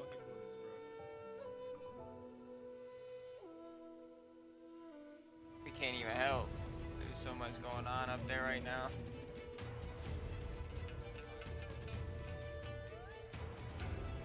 I ain't even got enough bullets to fucking fight through that shit. Bro, it's still right here. Careful, it's calling in more shots.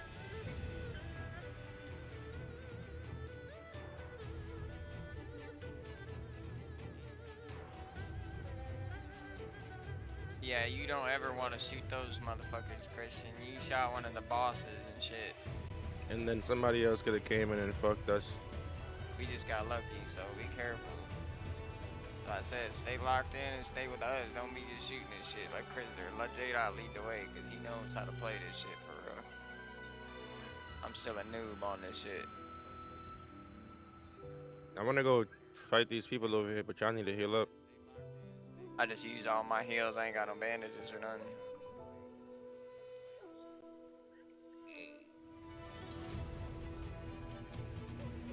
Hopefully we can find some more.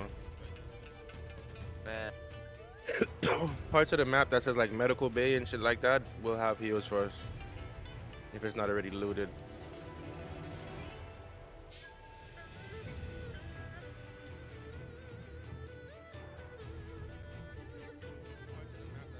Somebody just let off a sniper real close. Yeah, I heard that. I thought it was ass or something. They're down here.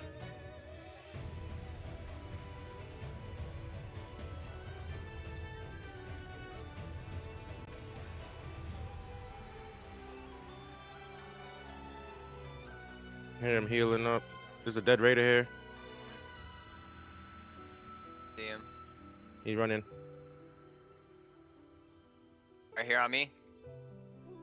He's low. Oh, there's more than one. I didn't see the other one. Fuck. There was one behind you. I got the one behind you. This shit takes so long to reload.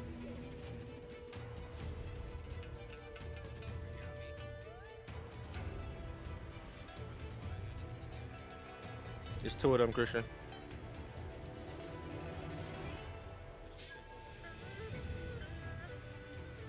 Where is he? Oh, they're right here. They're healing up, they're healing up. No, shoot him, Christian, shoot him.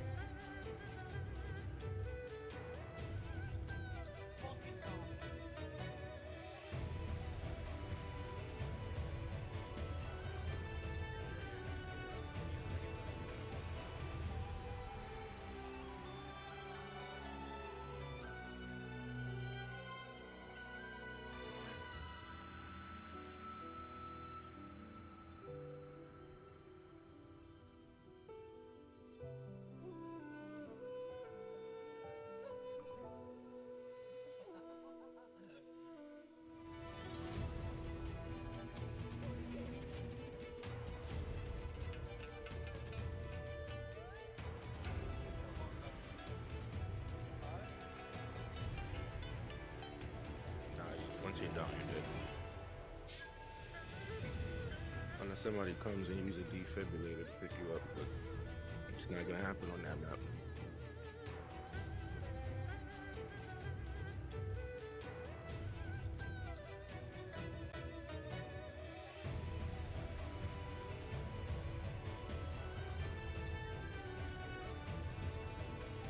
I'll be right back. I'm gonna go take a shower and shit.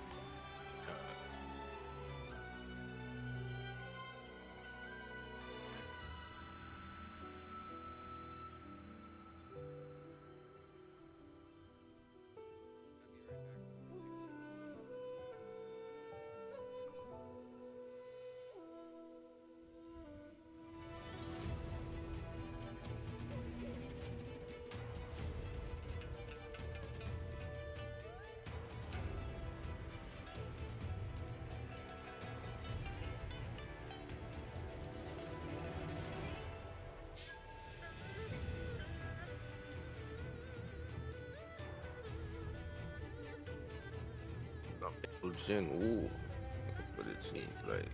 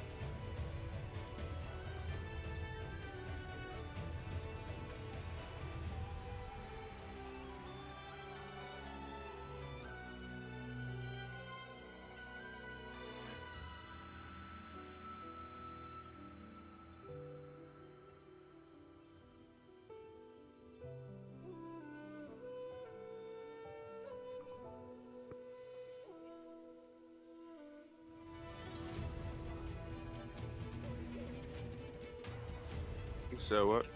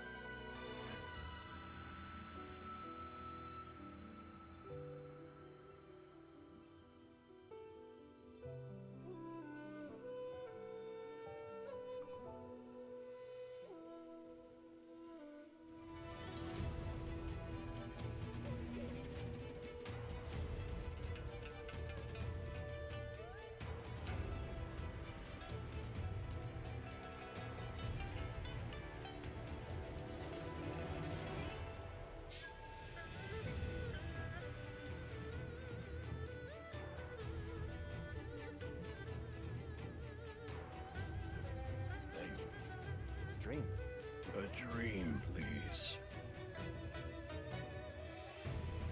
You're awake. They're on their way.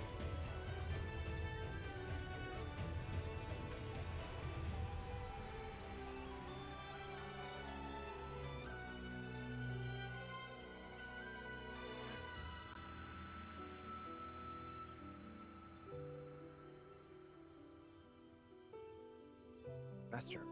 These are but on this path.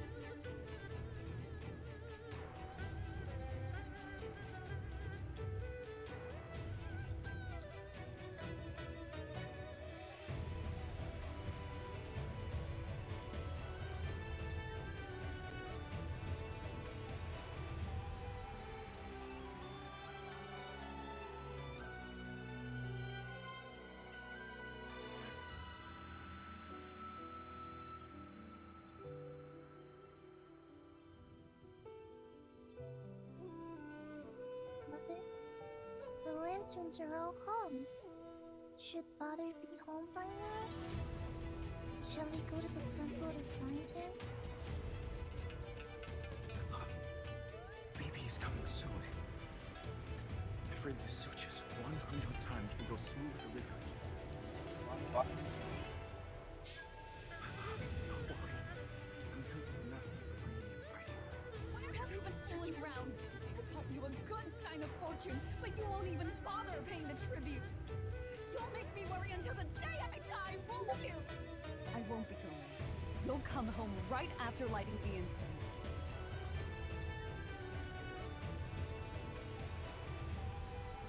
Master, those are... The people the villagers cared about most would never meet again. They remember these people on the path beyond. Thousand was once the most devout Buddhist village for miles. Every household worshipped Buddha.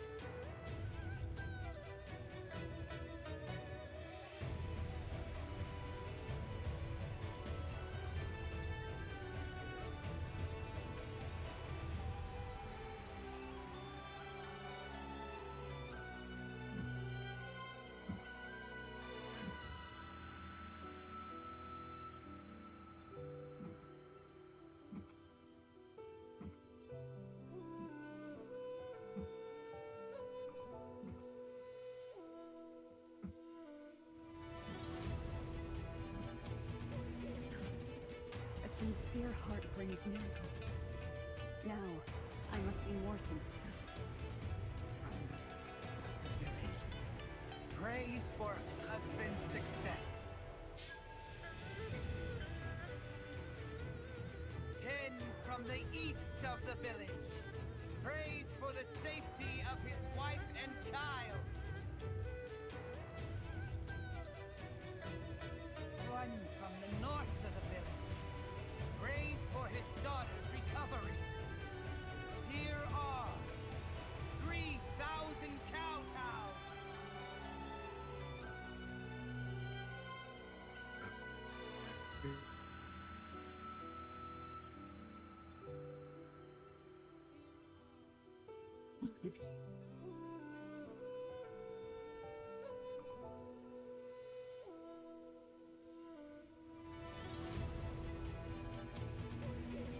She's there. Your wishes work. Wishes work.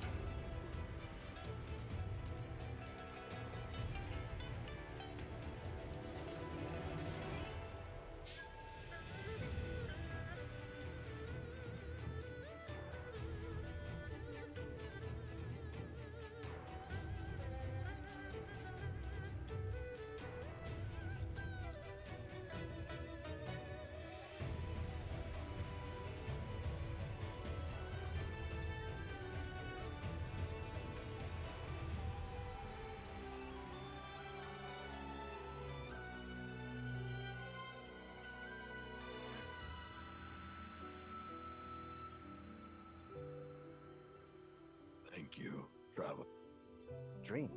What kind of dream? A dream, please. You're awake. There on there.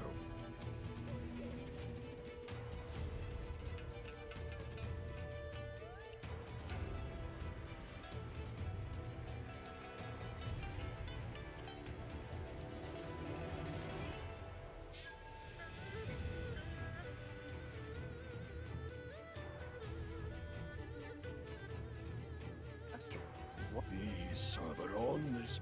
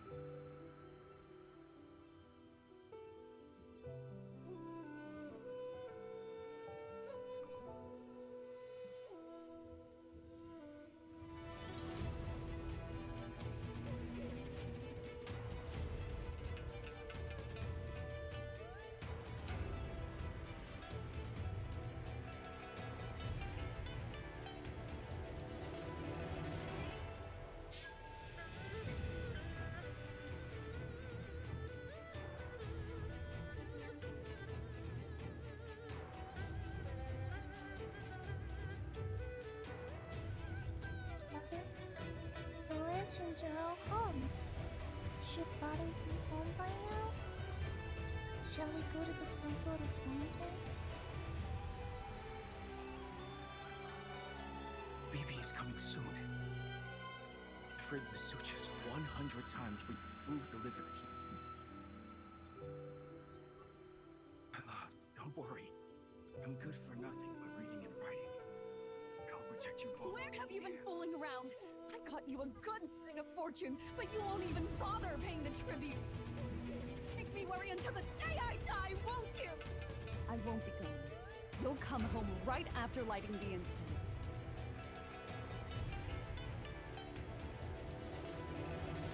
Master, those are...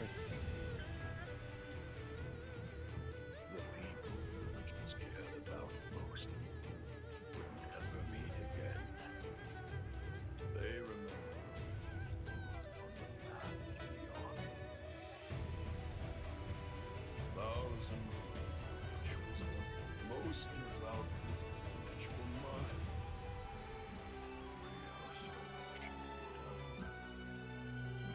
In the end.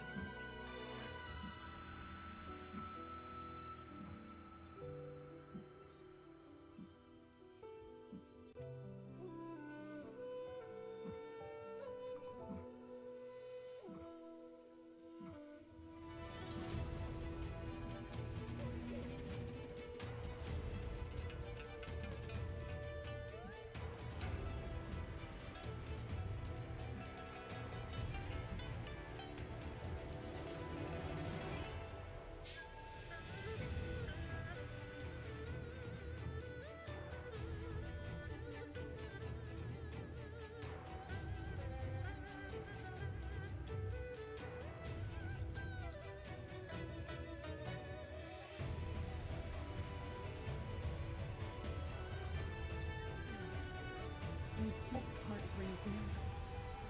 Now, I must be more sincere. From the west of the village, prays for her husband's success.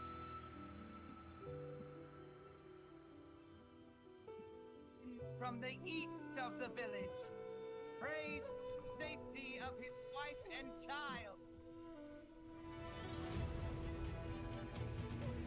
From the north of the village, prays for his daughter's recovery. Here are 3,000 kowtows. Sincere wishes. Wishes for you.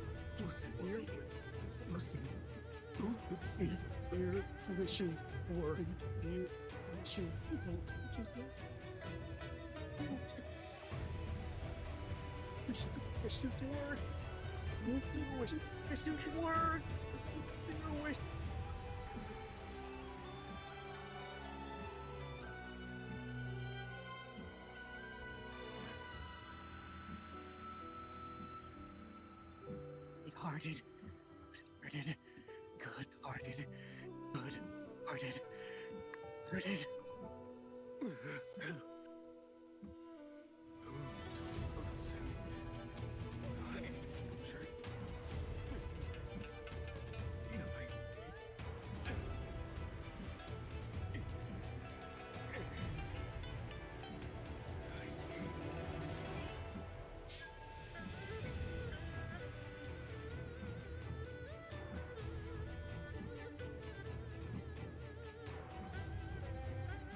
This, Among the countless weathered.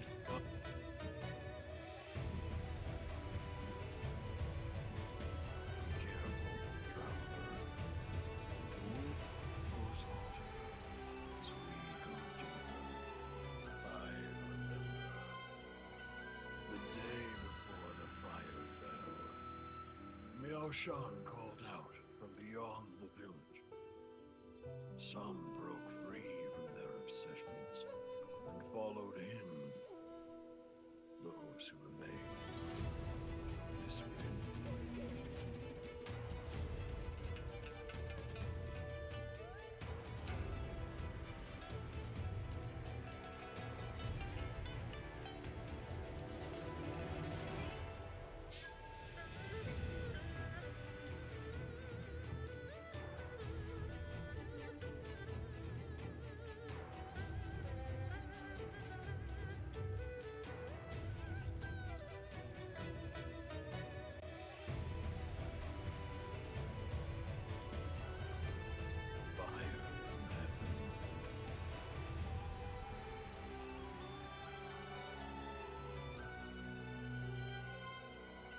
Traveler, they were upset. All caught.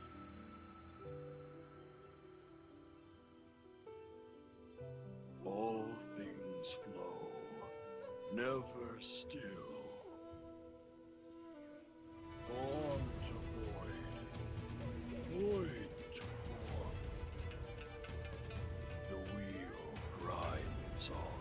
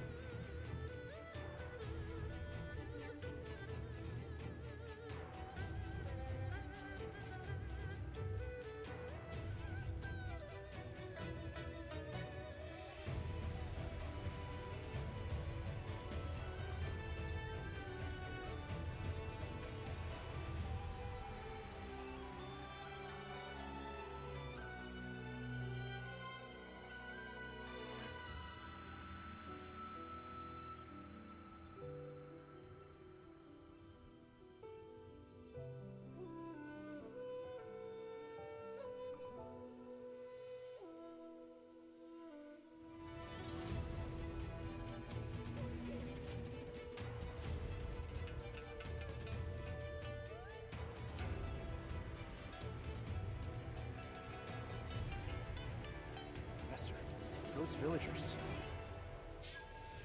The fires burned until today, and only now man comes.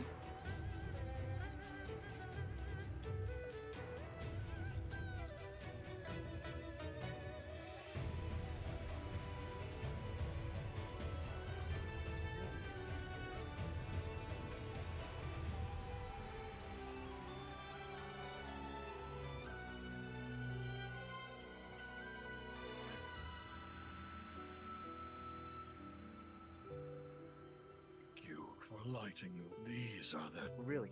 You think I'm the one to do this? Why don't you do it yourself? How can one who guides us...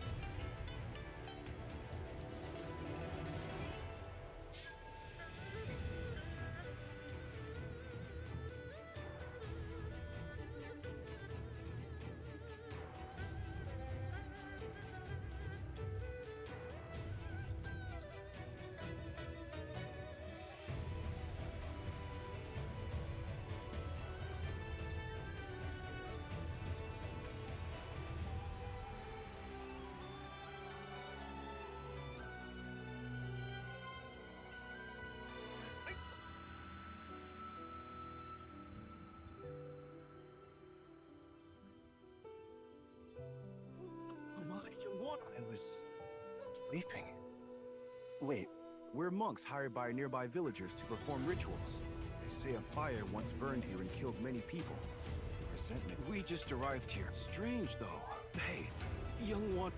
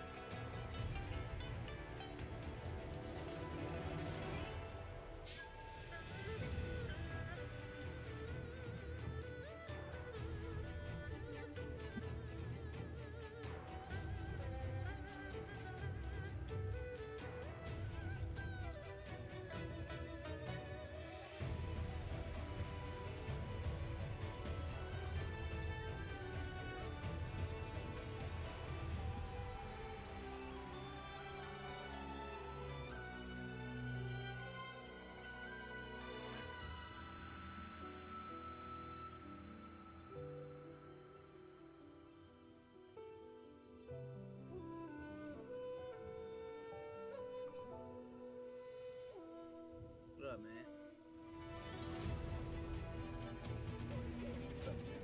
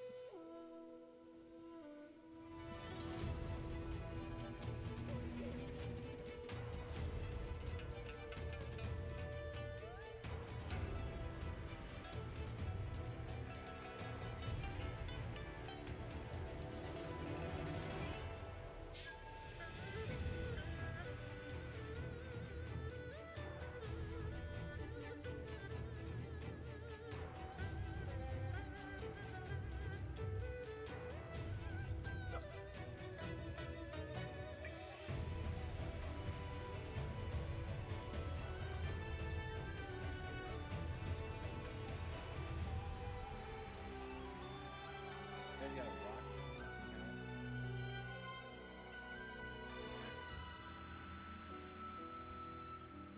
I know you're in there. Give me a rock. Let me get a rock.